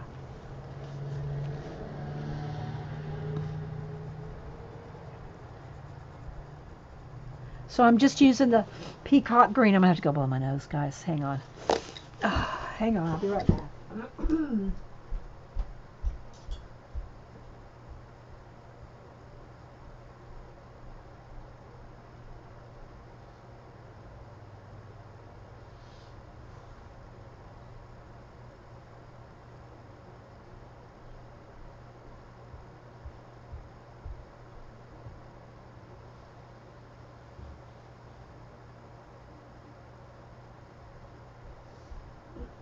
Okay. And now, hang on, guys. I washed my hands and they're wet. So, while I was out, I picked up my pumpkin. So you can see this top. Now, the bottom is not varnished yet, but the top here is varnished. So I'll show it again when we're zoomed out. Oh, brother, Prisma said, I will look forward to that in old age and age spots and smacking dragon skin. Oh, and wrinkles. Oh my gosh, you're so funny, Prisma. Now, hang on, my hands are still wet. Drying, washing them. Okay, so here. But anyway, so that was kind of creepy. But we never had a major one like we're like damage and stuff. Thanks, guys. It's coming along. It's a little flashed out, but if I don't want to get it too dark, although let me tilt it so you can maybe see the truer color here. Eh. It's a little on the bright side, but I don't want to get it too dark. If y'all think it's too flashed out, I'll adjust it because it's really not the exact true color because it's kind of flashed out. Because I have the window open, the sun's coming in and out. So, all right. So I don't know what time the roofer guys are coming to check on putting up a tarp for the weekend. Because like I said, they were really backed up with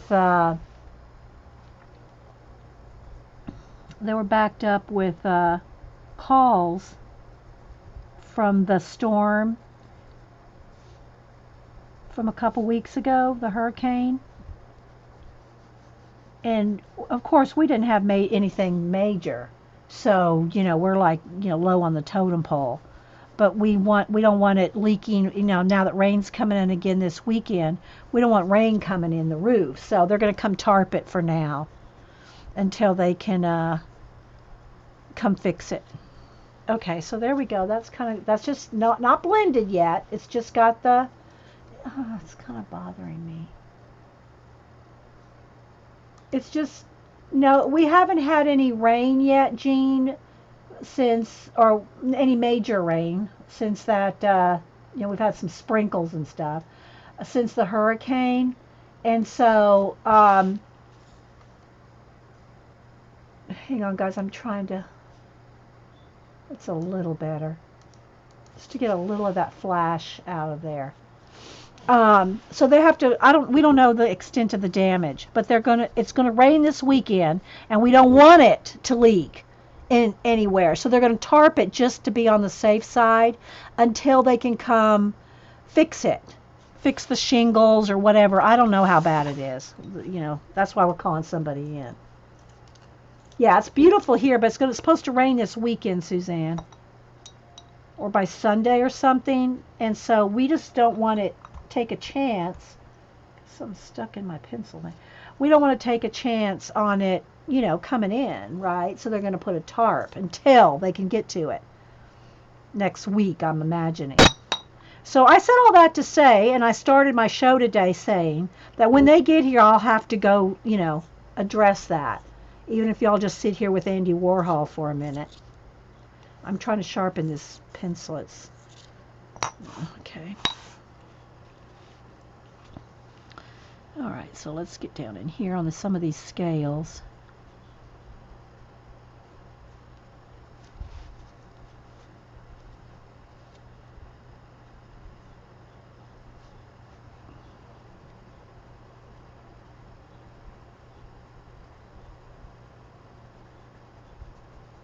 So it's probably just a bunch of shingles blown off. Who knows? I don't know. I haven't got up on the roof to check.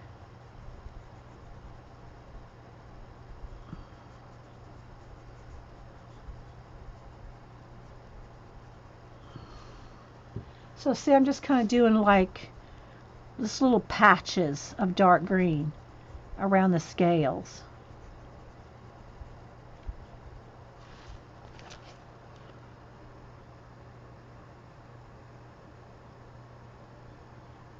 Sunday we're gonna get rain. Okay.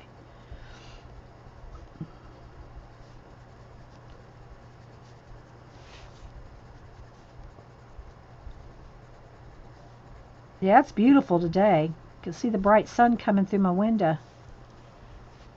So I'm just kind of doing little patches of the dark green to keep it with the effect of the scales.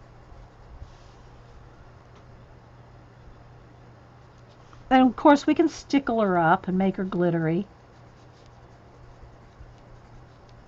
I'm going to have to get some more stickles pretty soon because now I'm using them more in my color books because I haven't used them in a long time. As you can see, sometimes I pick them up and they need unclogging because I never use them except on color books. So I'm going to have to probably get a couple more clear colors. Okay, so there we go. So there's the dark green. I think I'll just go straight into the lime green to start to blend. If I need a medium green, I'll do that too. But I'm just going to start blending. And maybe I will need the medium green. We'll see.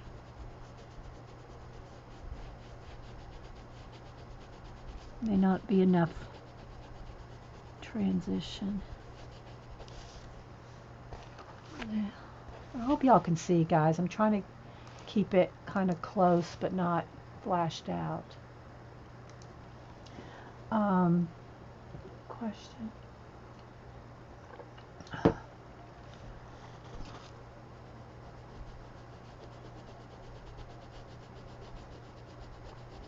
was going to ask Janet if she ever had any earthquake stories herself.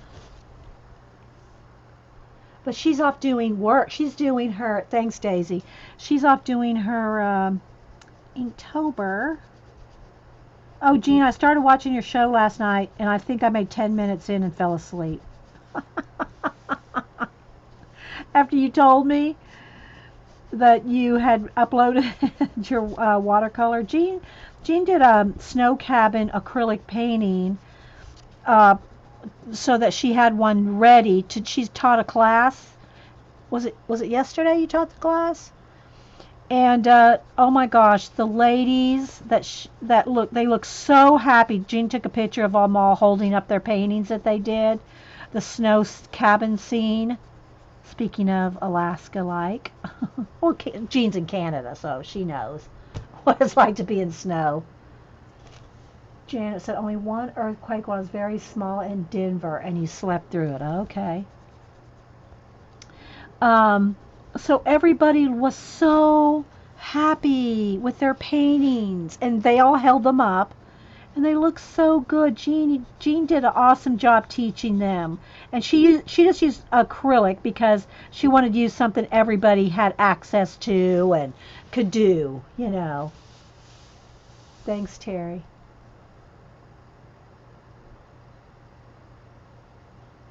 You deleted the other attempts. Well, it was. I guess it was worth it, Jean, because those ladies in the picture you tweeted look so happy with their paintings. It's a lot of snow, but not as cold as Alaska, thank goodness. Jean said. She's on the way up there on the east coast of Canada. We call it Mars, so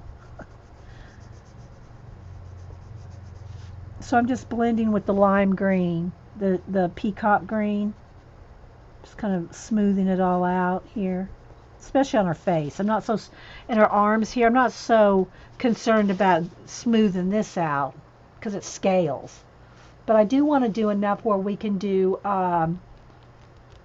stickles on it. I know, Jean, you could see it in their faces. They were thrilled.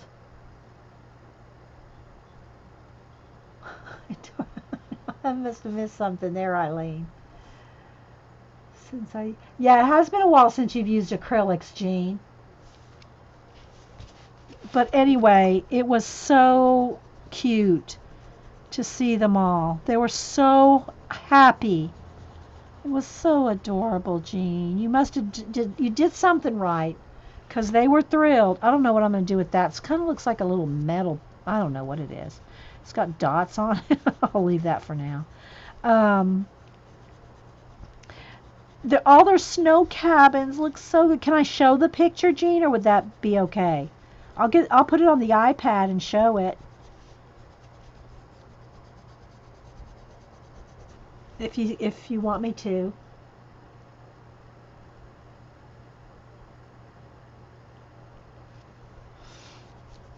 I'll go run and get the iPad.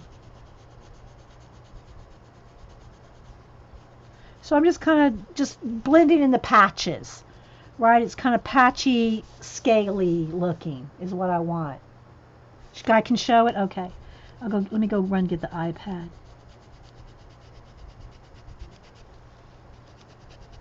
Because it's going to have stickles all over the top. So that'll give it more like dimensioning. Let me go get it. Hang on.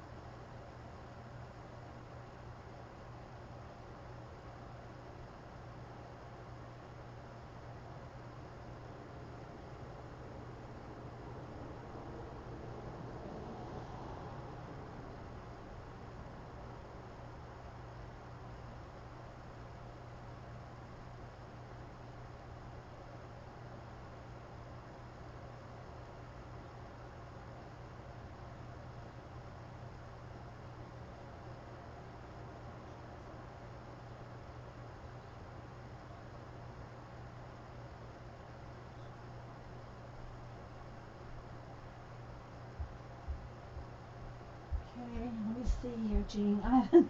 I got on Twitter on my iPad in a while. It's a little slow loading. Okay, so this one I'm assuming this one is yours, Jean, this first one. Or is this Margaret worked ahead and finished her? Maybe this one's Margaret's. Oh yeah, that one's Margaret's. Okay, let me get the group here. Hang on. Let me turn it sideways. Let me get it going here, Jean. Okay. All right, now I'm going to probably have to adjust the lighting here. Let me do well, it's okay. All right, so look at all the ladies. Now, their paintings probably aren't going to show up very well, but look how happy everyone is with their paintings. Everyone is just grinning from ear to ear. And see, they've got their snow scene paintings there. Here, let me just zoom in on one girl's. There, so.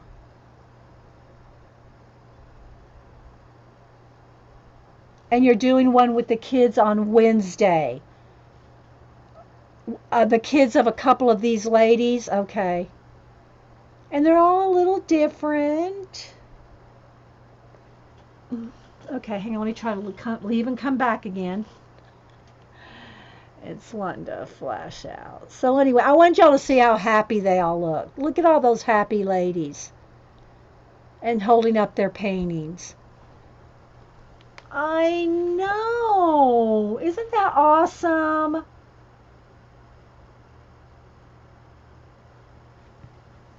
Your cousin is the one in the tie-dye shirt. Okay. That's Jean's cousin. She is holding hers, the smaller one, and her daughter Margaret's. Okay, so that's her daughter's. And then that's hers. Okay, gotcha. So this one's her daughter's. Oh, I know. Look how happy they all are, guys. And I know. That just shows you that Jean's an awesome teacher. Jean's a retired music teacher, if y'all didn't know.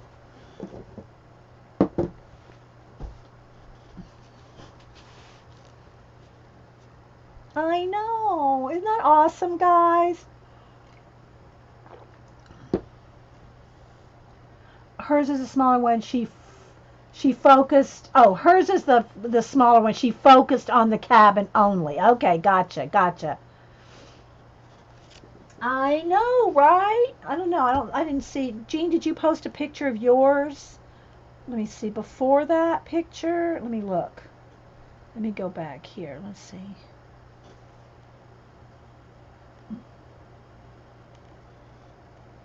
I know. And then I'm not sure who this is. Yeah. Here's Margaret. And okay, so let me try to get the light. Hang on. Let me put on right light. So that is the class that Jean taught, and then yes, you posted yours right after. Okay, let's see. This one, Jean? Yeah, because you got the reflections and all, right? Okay. So Jean just whipped this painting up on 2 days ago to teach a class on, and then taught all these ladies how to do one, and they turned out good. And again, look how happy they all are. They are thrilled with their paintings. Good job, Jean. Good job. Okay. Let's get back here. It's got a little too dark now. Let me brighten it back up since I left the iPad.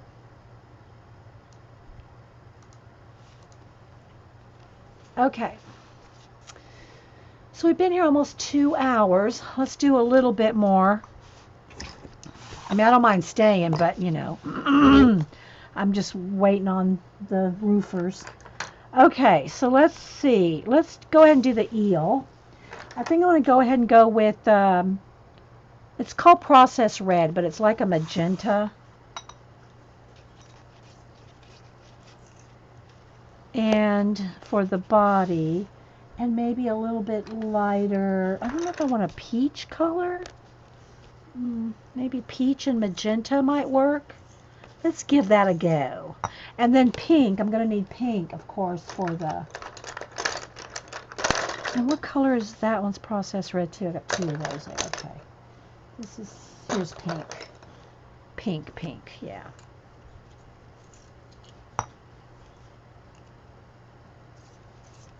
Hi, Colleen. All right, so going to go with processed red and work on the eel here. It's like a magenta color. Now we've already got like a reddy, I don't know what color that is because I just mixed my own color. I don't know. But I'm going to start shading in here with some magenta. That's not even going to be dark enough. Let's see. Maybe I need to go in here with, I know the color I want's raspberry, but yeah, here it is, raspberry. Okay, so we're going to go in here with raspberry on the eel. Yeah. Alright, so I'm going to just shade here with some of the raspberry. Can y'all see? Do I need to zoom back in? I just never know.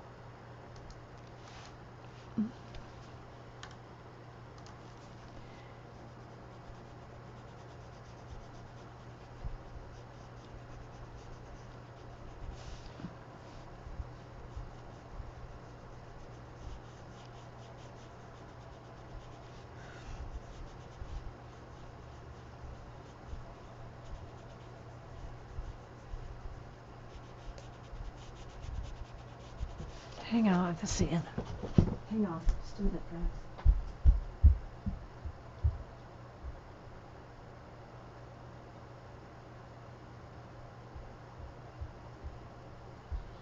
False alarm. Okay.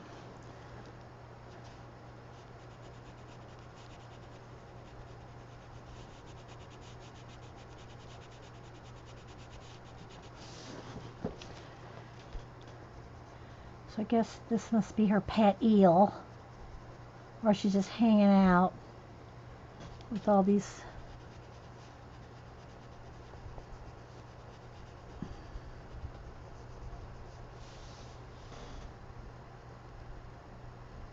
I'd name that color Dee Dee Willie Nappy. Oh,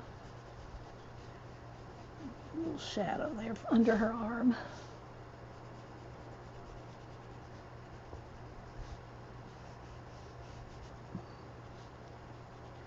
The shadow from her hand would probably be more down here. This one's close up to him, but this one's like would be a little farther away.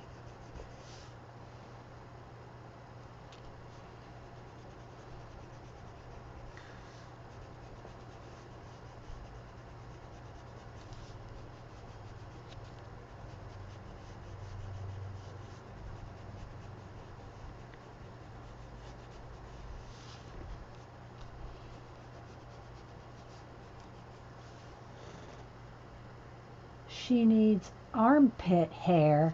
No, it would be seaweed.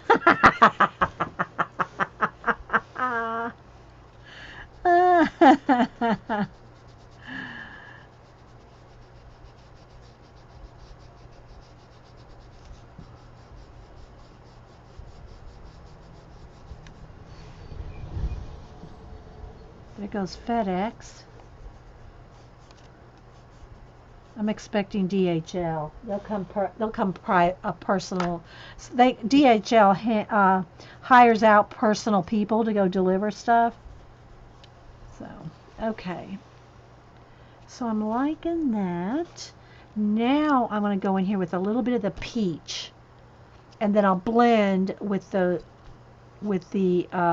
processed red, I think. So I just want to get a little bit of highlight in here.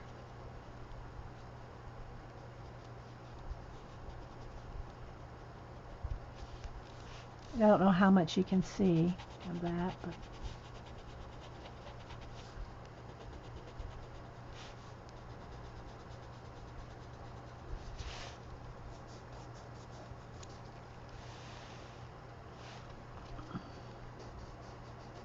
and then the sun comes out and it gets all bright again. All right, now I'm going to take the processed red and kind of blend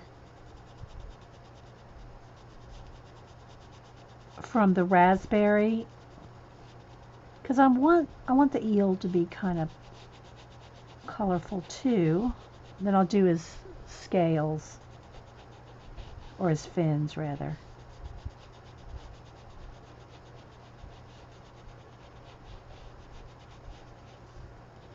Anytime I see like a moray eel, I always think of that movie, The Deep. Do y'all ever watch that movie? I mean, it's like from the 70s maybe. I love that movie. Treasure hunting? The Deep? I'm trying to think of what was her name that was in it. Jacqueline Bisset? Jacqueline Bisset. And I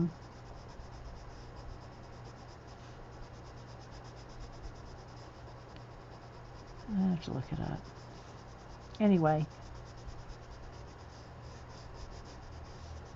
that was a good movie. Now I'll go back to the peach and kind of do a blend right here.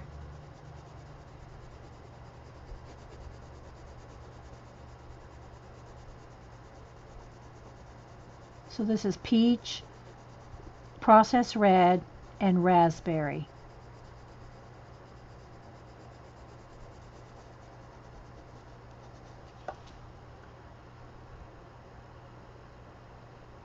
Scale.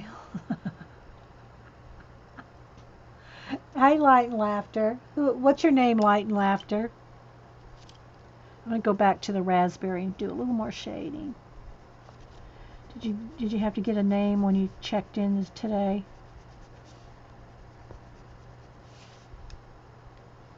It's just getting a little bit darker with the raspberry.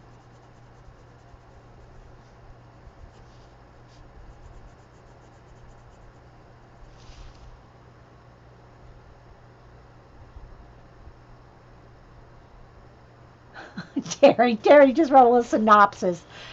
A pair of young vacationers are involved in a dangerous conflict with treasure hunters when they discover a way into a deadly wreck in Bermuda waters. That would be it, Terry. uh,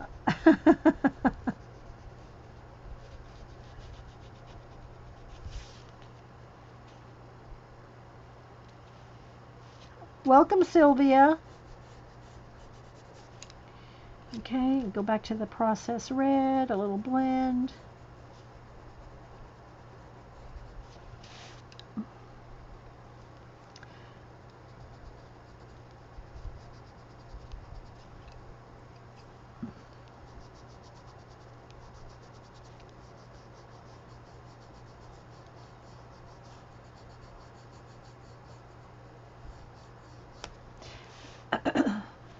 I need to go get my coffee now that I can smell it. It's perked. It's perked. You copied it from the movie description. Oh my gosh.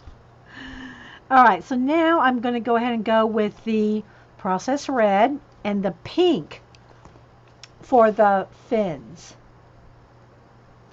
So I'm going to sharpen.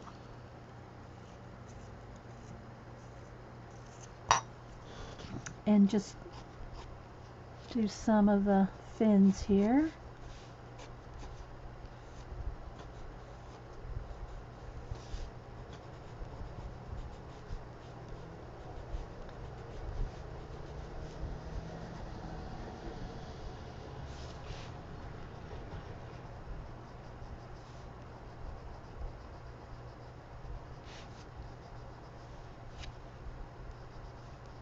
Just kind of going over the line art there, where the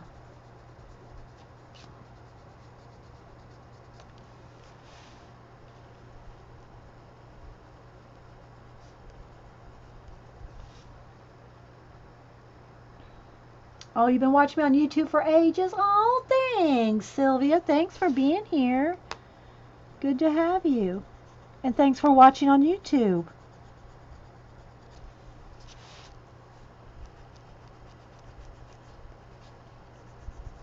Just kind of blending that out a little. Leaving the edges kind of light. Of course, I can always go back in with the Posca. Anytime you want something nice and bright, go back in with the Posca, or you can use the Sharpie poster paint pen marker. And go go back in and highlight things. Let me do that just to show y'all.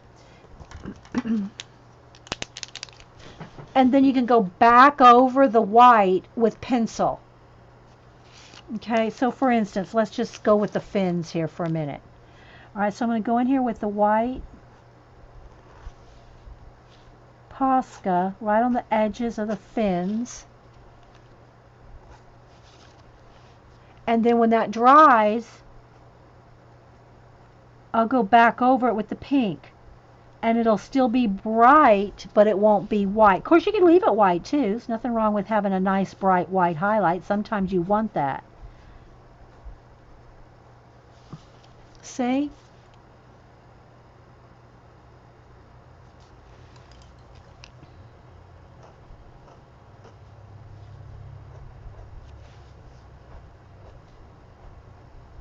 Make sure it's dry though, because if you just start going over it with pencil, like right now, you'll just smear the paint right off. So let that dry.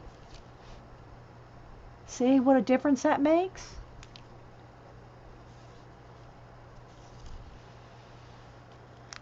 So watch right down here.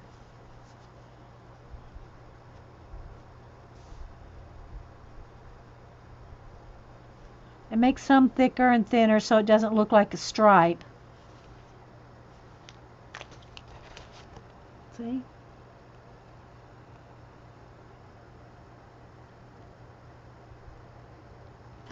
And I always like to do extra highlights and black pupils too, because those seem to get lost in color books. Thanks, Terry. All right, I'm going to let that sit for just a minute. I'll go grab me some coffee. Oh, let me go and show you one more thing. Let's just say you want him kind of shiny. Okay, let's just say you want him to be shiny. All right, so I'm just going to kind of scruff on some, but then I'm going to kind of blend it with my finger.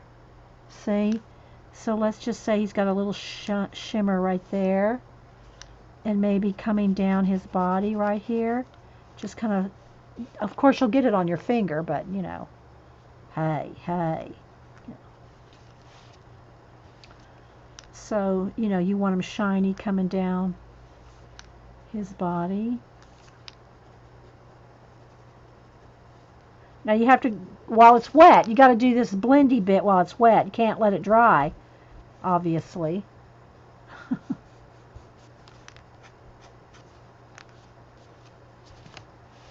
And then come down here.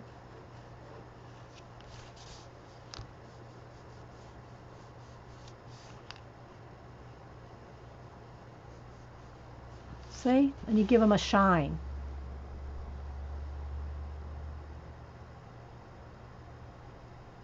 Thanks, Terry.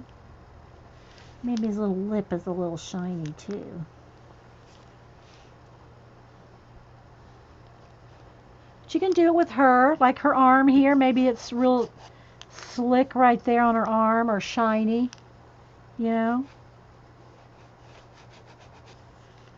You just can't let it dry. You gotta, and then you can go back over it with pencil if you don't want it white. Go back over it with your lime green lightly. Maybe she's got a highlight on her shoulder right there. See? But kind of keep it kind of subtle. Don't, like, you know, do too much, then you kind of lose that magic.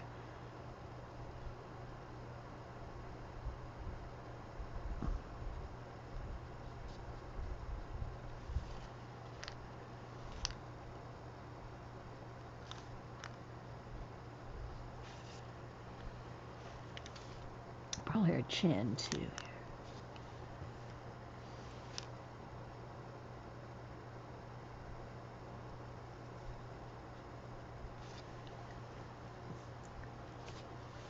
Her eyebrow. Okay, so there's a little tip. And again, if you want a little bit extra highlight in the, but I'm gonna, you know, put stickles all over this. But if you want a little extra highlight, again, I'm not going to leave this white. It looks You can in some places if it's actually would be white, but her scales would probably be the green. But just like that other one we did where we got in there with Pipsqueak. Where's Pipsqueak? On the dragon tail. Look, see, we went in here with white dots to bring out the scales and then went over it with the green. And right there in his eye.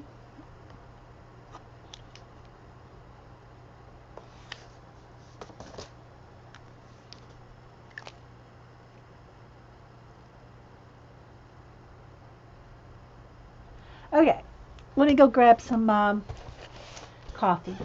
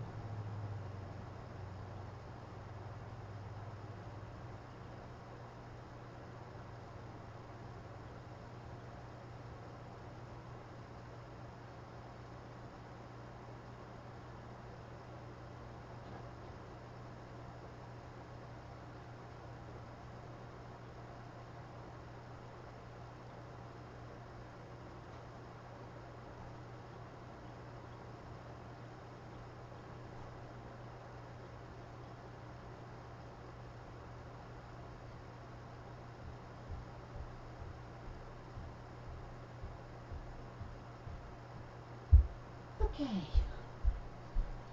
Hot coffee to the rescue.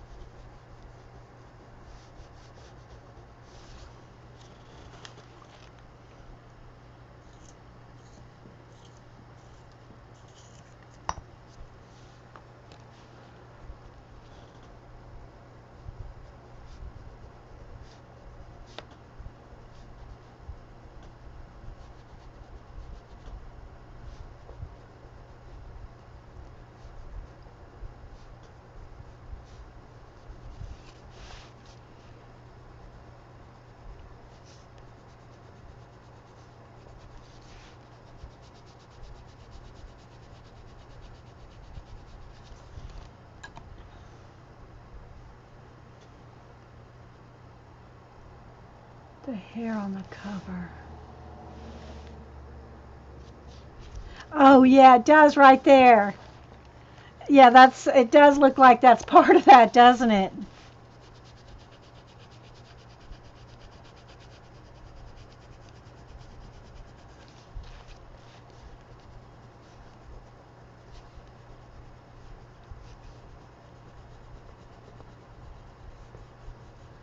Okay. Oh, this needs a little bit of down here on the bottom of her tail.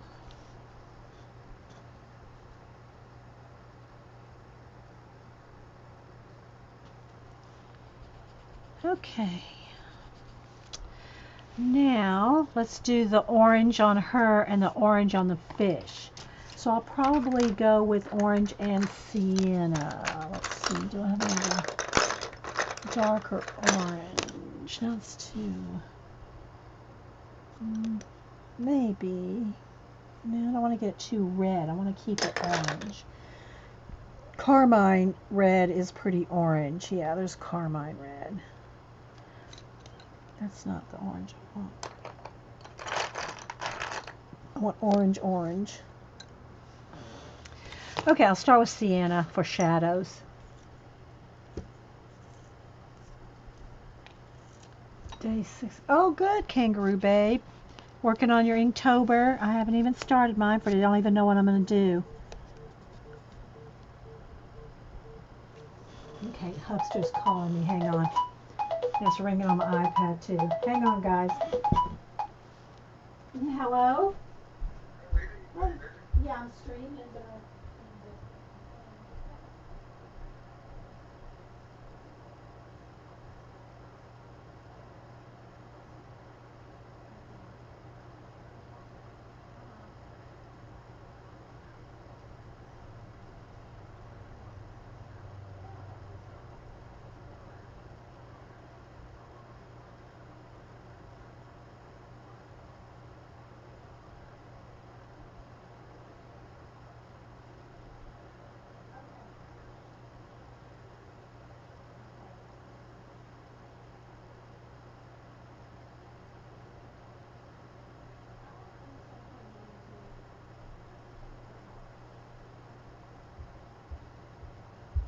yeah, I wanted to answer that because Hubster, yeah, and I'm glad I did because he said that they're going to come out.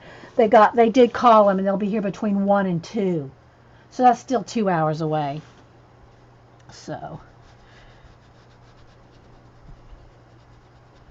all right, so I'm going to go in here with the sienna on her and the goldfish.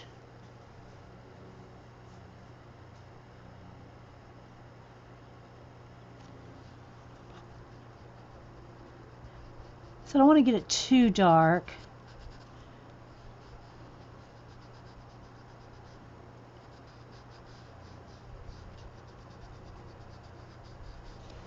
Something like that, you know, just enough, a little bit of a shadow.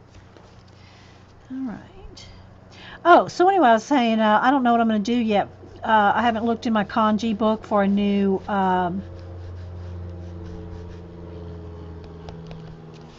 symbol to draw from today. But I'm enjoying the calligraphy of the thing, of the Inktober challenge. Using kanji and brush and ink and calligraphy type strokes. Oh, I was going to show y'all that while I was talking. In my big book, because this is where I'm putting all my Inktobers this year in the big book. So, get over here. So, like, for instance, here's the horse. See all the, there's the kanji, but see the thicker lines? That's all brush. Then the thin sketch, the sketch of the horse is in ballpoint pen. But all the thick lines, see, I did that with the brush. And I know I'm really zoomed in. Then here's the bear. Again, you can see the sketchy lines in the pen and ink. And then the thick lines are with the brush. And then there's the kanji for a bear.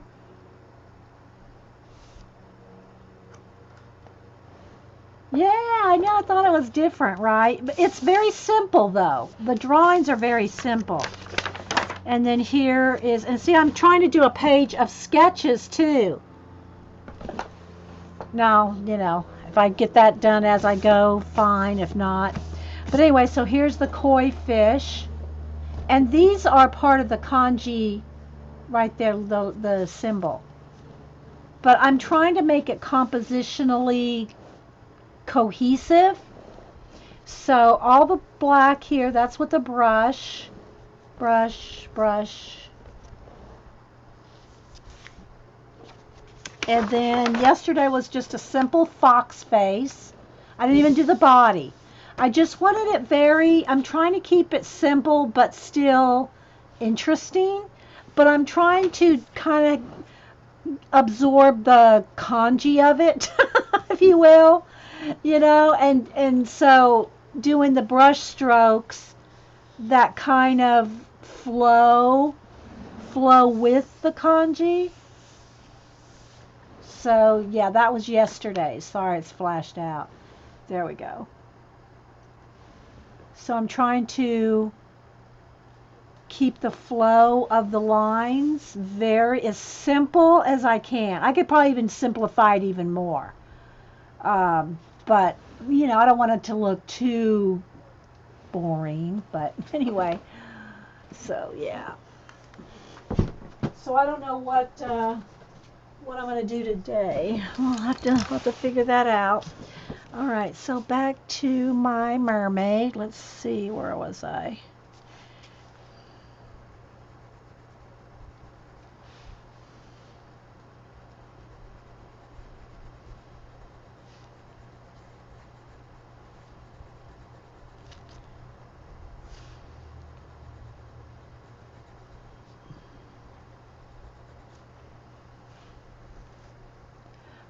What if there was a kanji for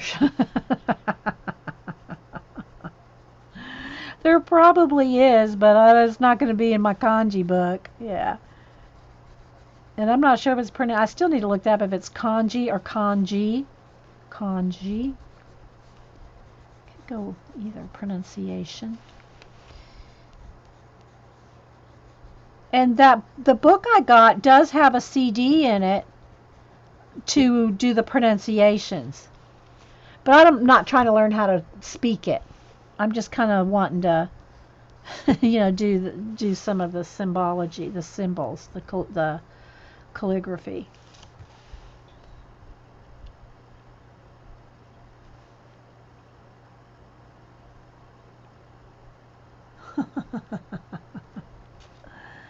I do like me some Sean. I think I've only drawn him once. Shown that to y'all before. I love Sean Connery. I think he's so handsome. And I like him as older. Like in Hunt for Red October, that's when he looked the hottest. Just saying. Was in the Hunt for Red October. He just was, yeah.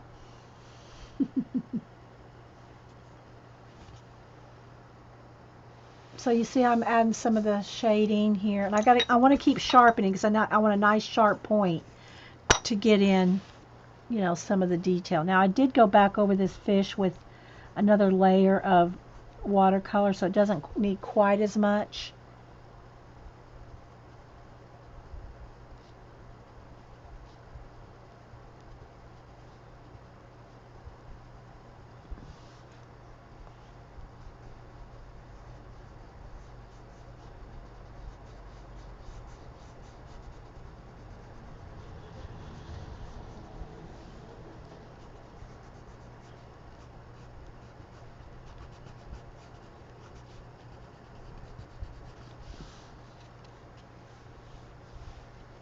Which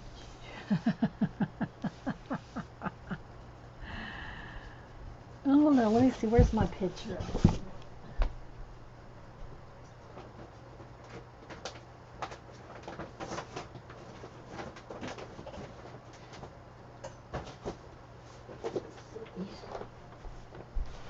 Let me see if I can dig him out real quick because he'll be in my fan art one. He should be in this folder. He should be in my fan art folder. Ah, there he is.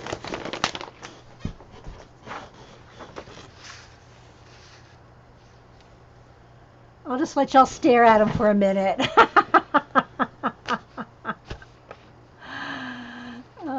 There's a little flash down there. It's just a little, it's not really a portrait. It's just kind of more of a sketch than portrait, but yeah, there's my shot.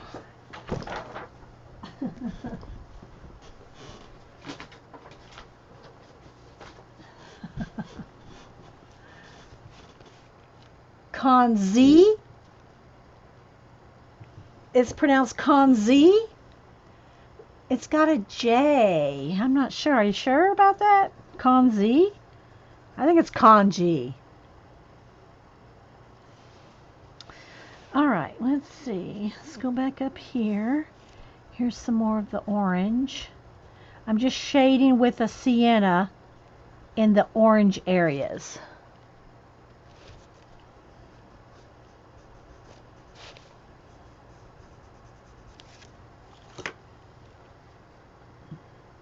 Thank you.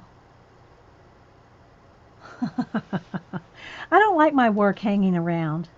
I have a couple things. Like I said, I have Brad's boots. I have a pencil drawing that took me 22, 23 hours to do. That's hanging up in my living room. I have a couple of acrylic paintings in a bathroom, but I don't like my work hanging out. It makes me feel stuck in that time period of doing it.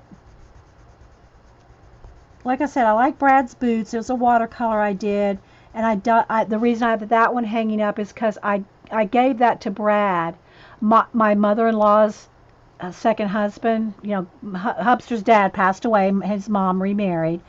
His name was Brad, and so I did Brad's boots. I painted a watercolor for him of his old work boots.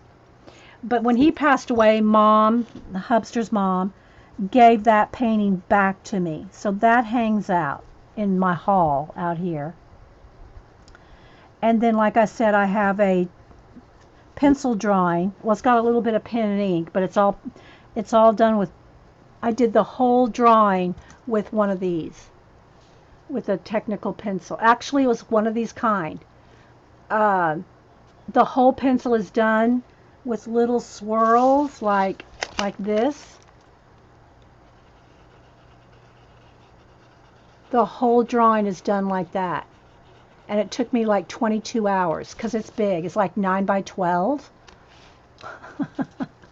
Those are about the only things that I have hanging out anywhere.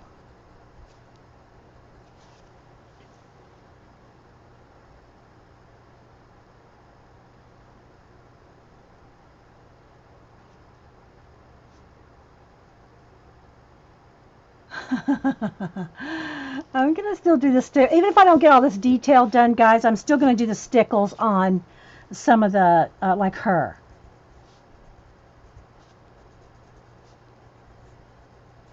Because I probably won't finish all this. It's already 2 hours and 30 minutes. So really I've really got to do the stickles now because we're going to run out of time. I don't really want to do this as a two-parter.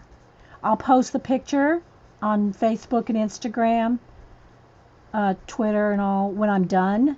But I don't really want to do this another part on this. I think you got the idea, right? You get the idea.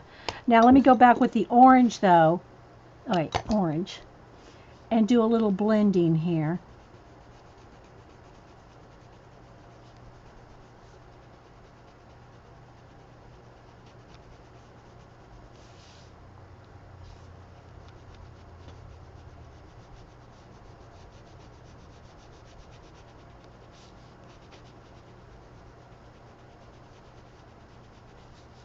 I haven't seen Galena talking. Galena is the one that asked me to stream.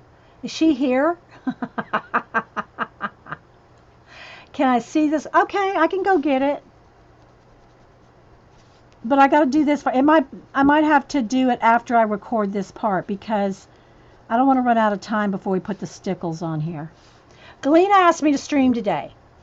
And I said, well, I got the roof people coming. I don't know what time they're going to be here. And now I don't see Galena. Now, I don't know. I haven't checked the list. She's probably here. But all right. So now I'll go back in there and blend more with the orange and get in there and, you know, all that. More detail with the orange. But I want to go back over here with the pink on top of this white. Because remember, we did that with, and I'm going to do the same thing up in here. Like here, like this.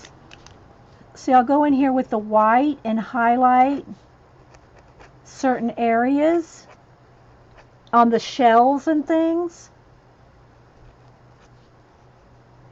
And then when that dries, I can get in here and go back over it. But you see how that makes that pop? Okay, so what I'm going to do now is where I put the Posca here is I'm going to go back over it with the pink. Now I'm not going to bear down. I'm just going to lightly go over the white. It just knocks it back from pure white, which that doesn't look bad on him right here. You know, so it wouldn't even matter if I did leave a little bit of the white at the tips. But just so you can see, like I did on her arms where I went over it with some white, it just knocks it back from being pure white. Galena was here. She had Dr. Pond. Okay. Alrighty. Thank you, Jean. Okay, so kind of see that. All right, let me go ahead and zoom back out here, or back out.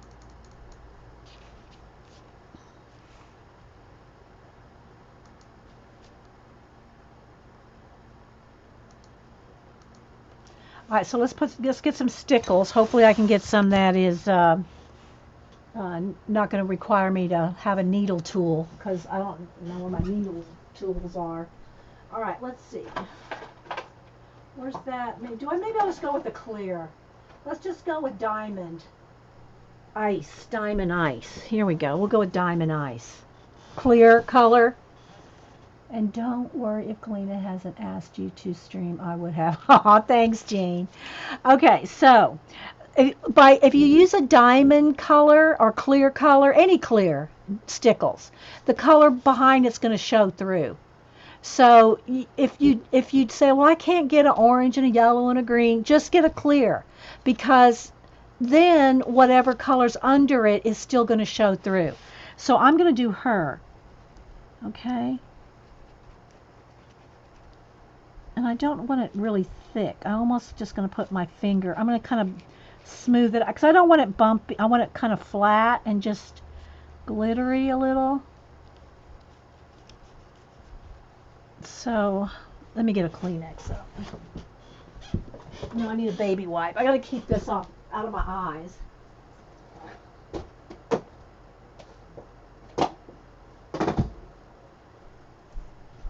And when I hold it up, you'll see.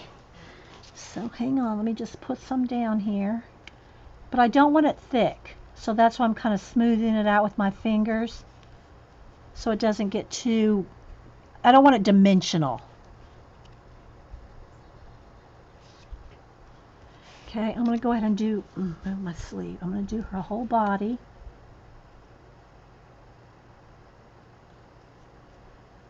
And she'll probably be the only thing. Now, there might be a couple of shells in her head that I do stickles later.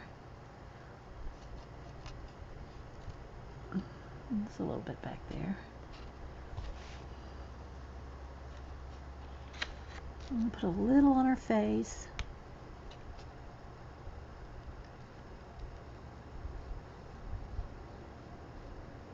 Okay, that should be enough. If it's not, you can always add more. Okay, now let me clean my hands off of all glitter.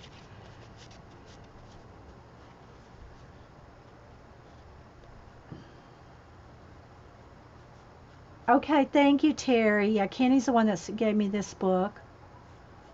Okay, somebody's calling me. Hang on. Don't know. Don't think it's my guy. Okay, I've got to go wash my hands, guys. I've got glitter all over me. Hang on.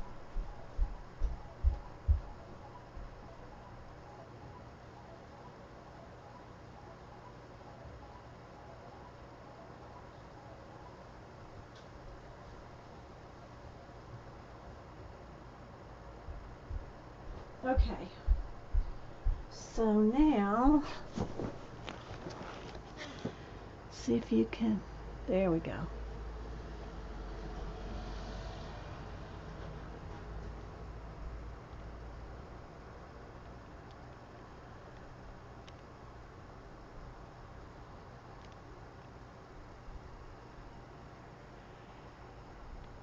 See? Isn't she purty? Yeah, I'll probably do some in her hair, but I'm not done here though. I'm not done coloring. You have to do the stickles after you've colored it all. So I'm not near done in here, but I'm done on her skin. So, and her scales. So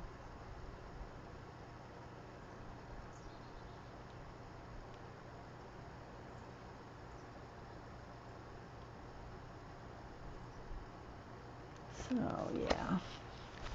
So anyway, yeah. So this book, I can't close it, but let me show you the cover. This is it. Sirena by Mardel Rubio. Colorful Dream of Mermaids, and it's a spiral bound so that you're able to flip it back. Now I will tear this out, put it on black cardstock, and put it in my book. But I gotta finish it first. But you can see how the stickles looks on the mermaid. And then here's the one that I did Monday. Was it Monday when I worked on Dreams of Dragons? And then here's this one. I finished this. This is Pipsqueak. I finished Pipsqueak, and the only glitter we put was on his wings. There we go. Well, there we go. See? So I did finish Pipsqueak, and I put the little mist going across him. So yeah.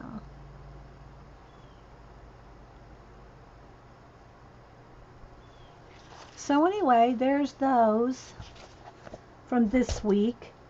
The pumpkin, let me move this over. The pumpkin, I'm going to have to go back over the stem because all the handling of it, I got the rub and buff pretty much came off. But so I've got the coat of varnish on the top, but and it stops right about there. So I still have to varnish the bottom. But I varnished the top because you only can varnish half at a time because I got to lay it on its side to do the bottom. So yeah. And there's this glare coming through the window, but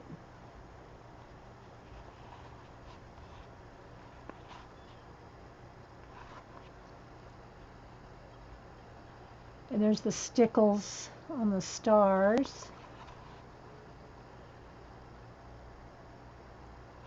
See the little people in the windows.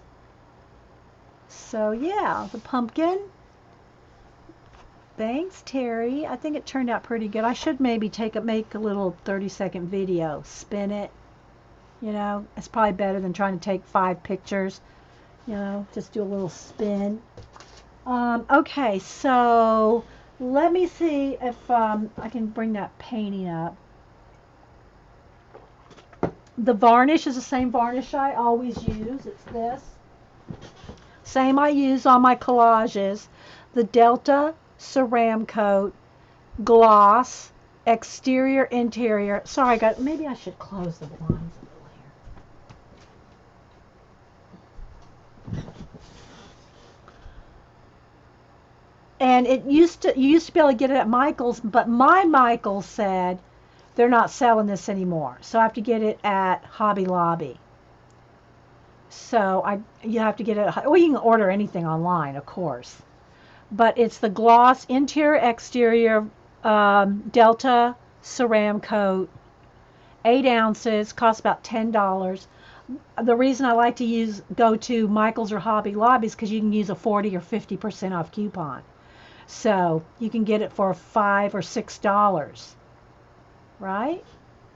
All right, let me see if I can bring that painting. Let me see how much trouble it is to get it off the wall.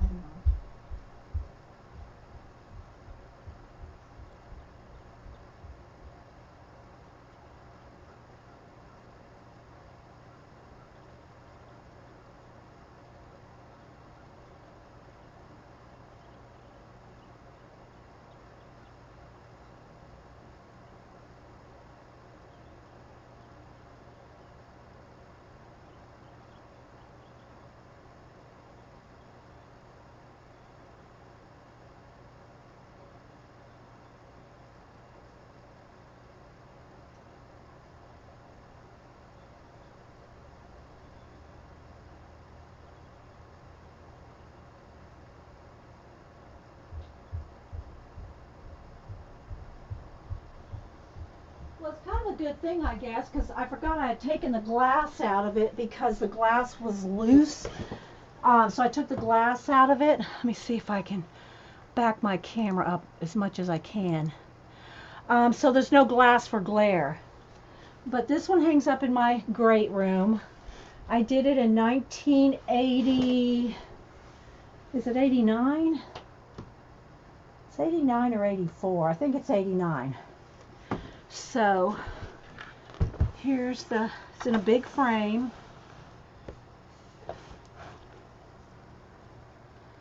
And the vest and the belt is pen and ink.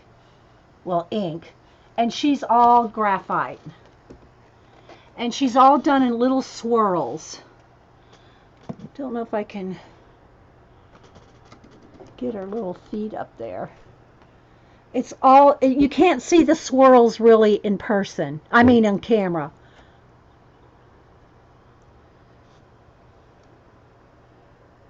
So just so you can get a perspective of how big. So this is how big she is. And it's all done with a mechanical pencil in tiny little swirls. And so she hangs downstairs in my great room. I wish I could get it better for you because, you know, it's graphite, so it's going to be shiny. Let's see if you can see her. Hang on, let me get a foot up there. I don't know if I can put an autofocus. Let me try to put an autofocus. Whoa, whoa, whoa. I'm trying to get it to, let's see here. See if I can get it to focus. Come on.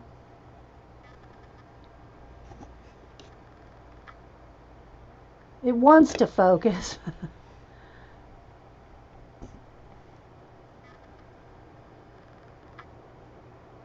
It wants to focus.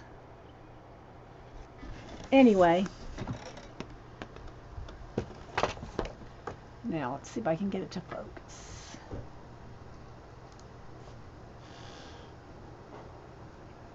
So yeah, so this is, you know, kind of big.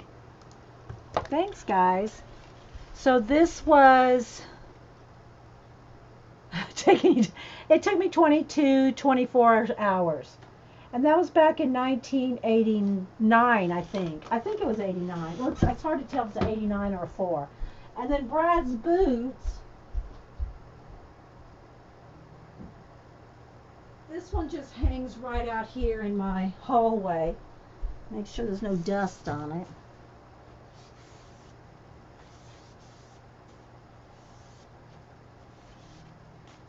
And this is a watercolor. Now it's under glass, so it will glare. But these are Brad's work boots.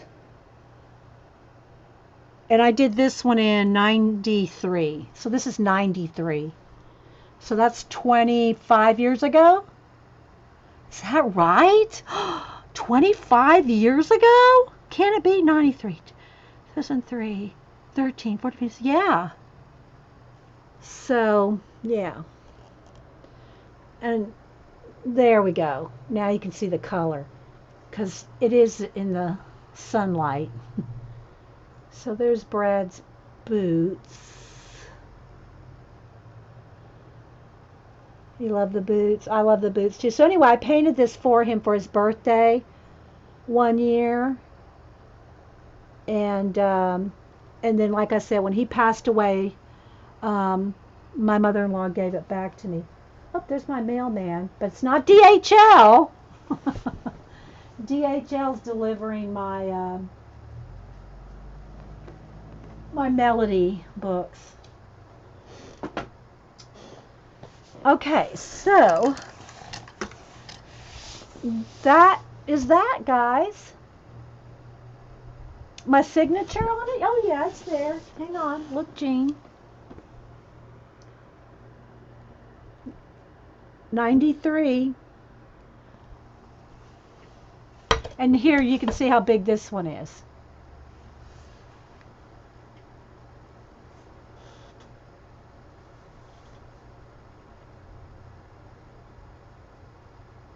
things.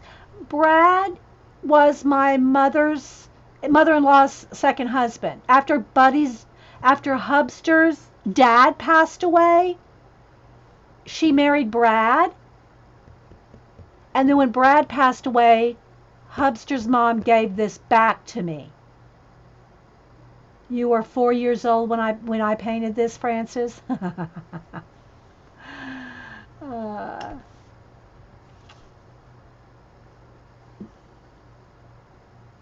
You're just a baby then, Francis.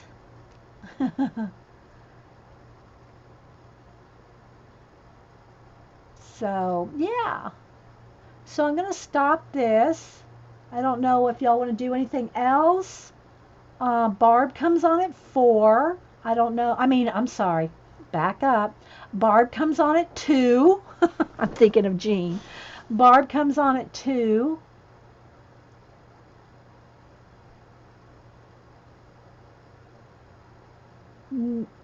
Me, Pacola? No, I don't think I've ever seen a violinist. No, I don't think I've ever seen her. Let me look her up. Pacola. Pacola says I look like her. Asiya Ahat? That sounds Egyptian.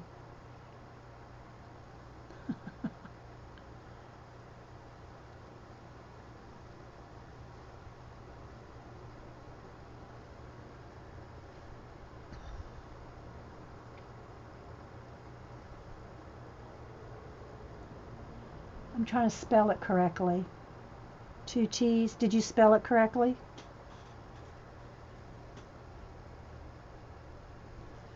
Want me to do something else? All right, let me see if I can find this person Pacola says I look like.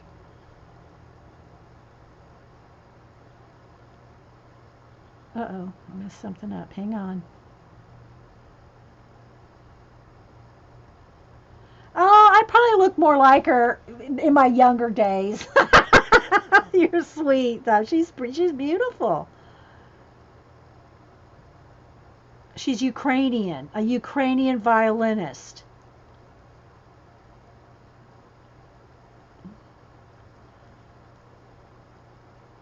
And when I was her age, though, well, it's not going to show up. When I was her age, I had very, very, very, very short hair.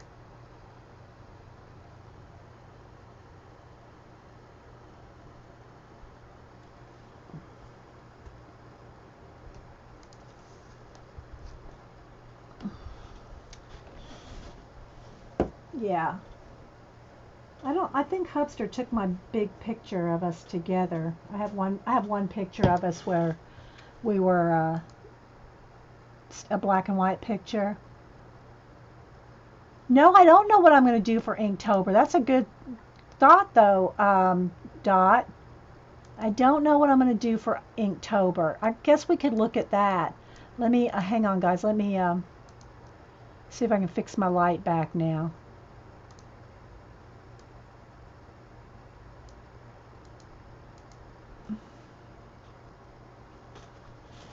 Okay. All right. Let me stop this recording because it's about to stop anyway, and we'll be right back. Let me save this one. Okay. So I hope y'all enjoyed this one, and we'll be right back.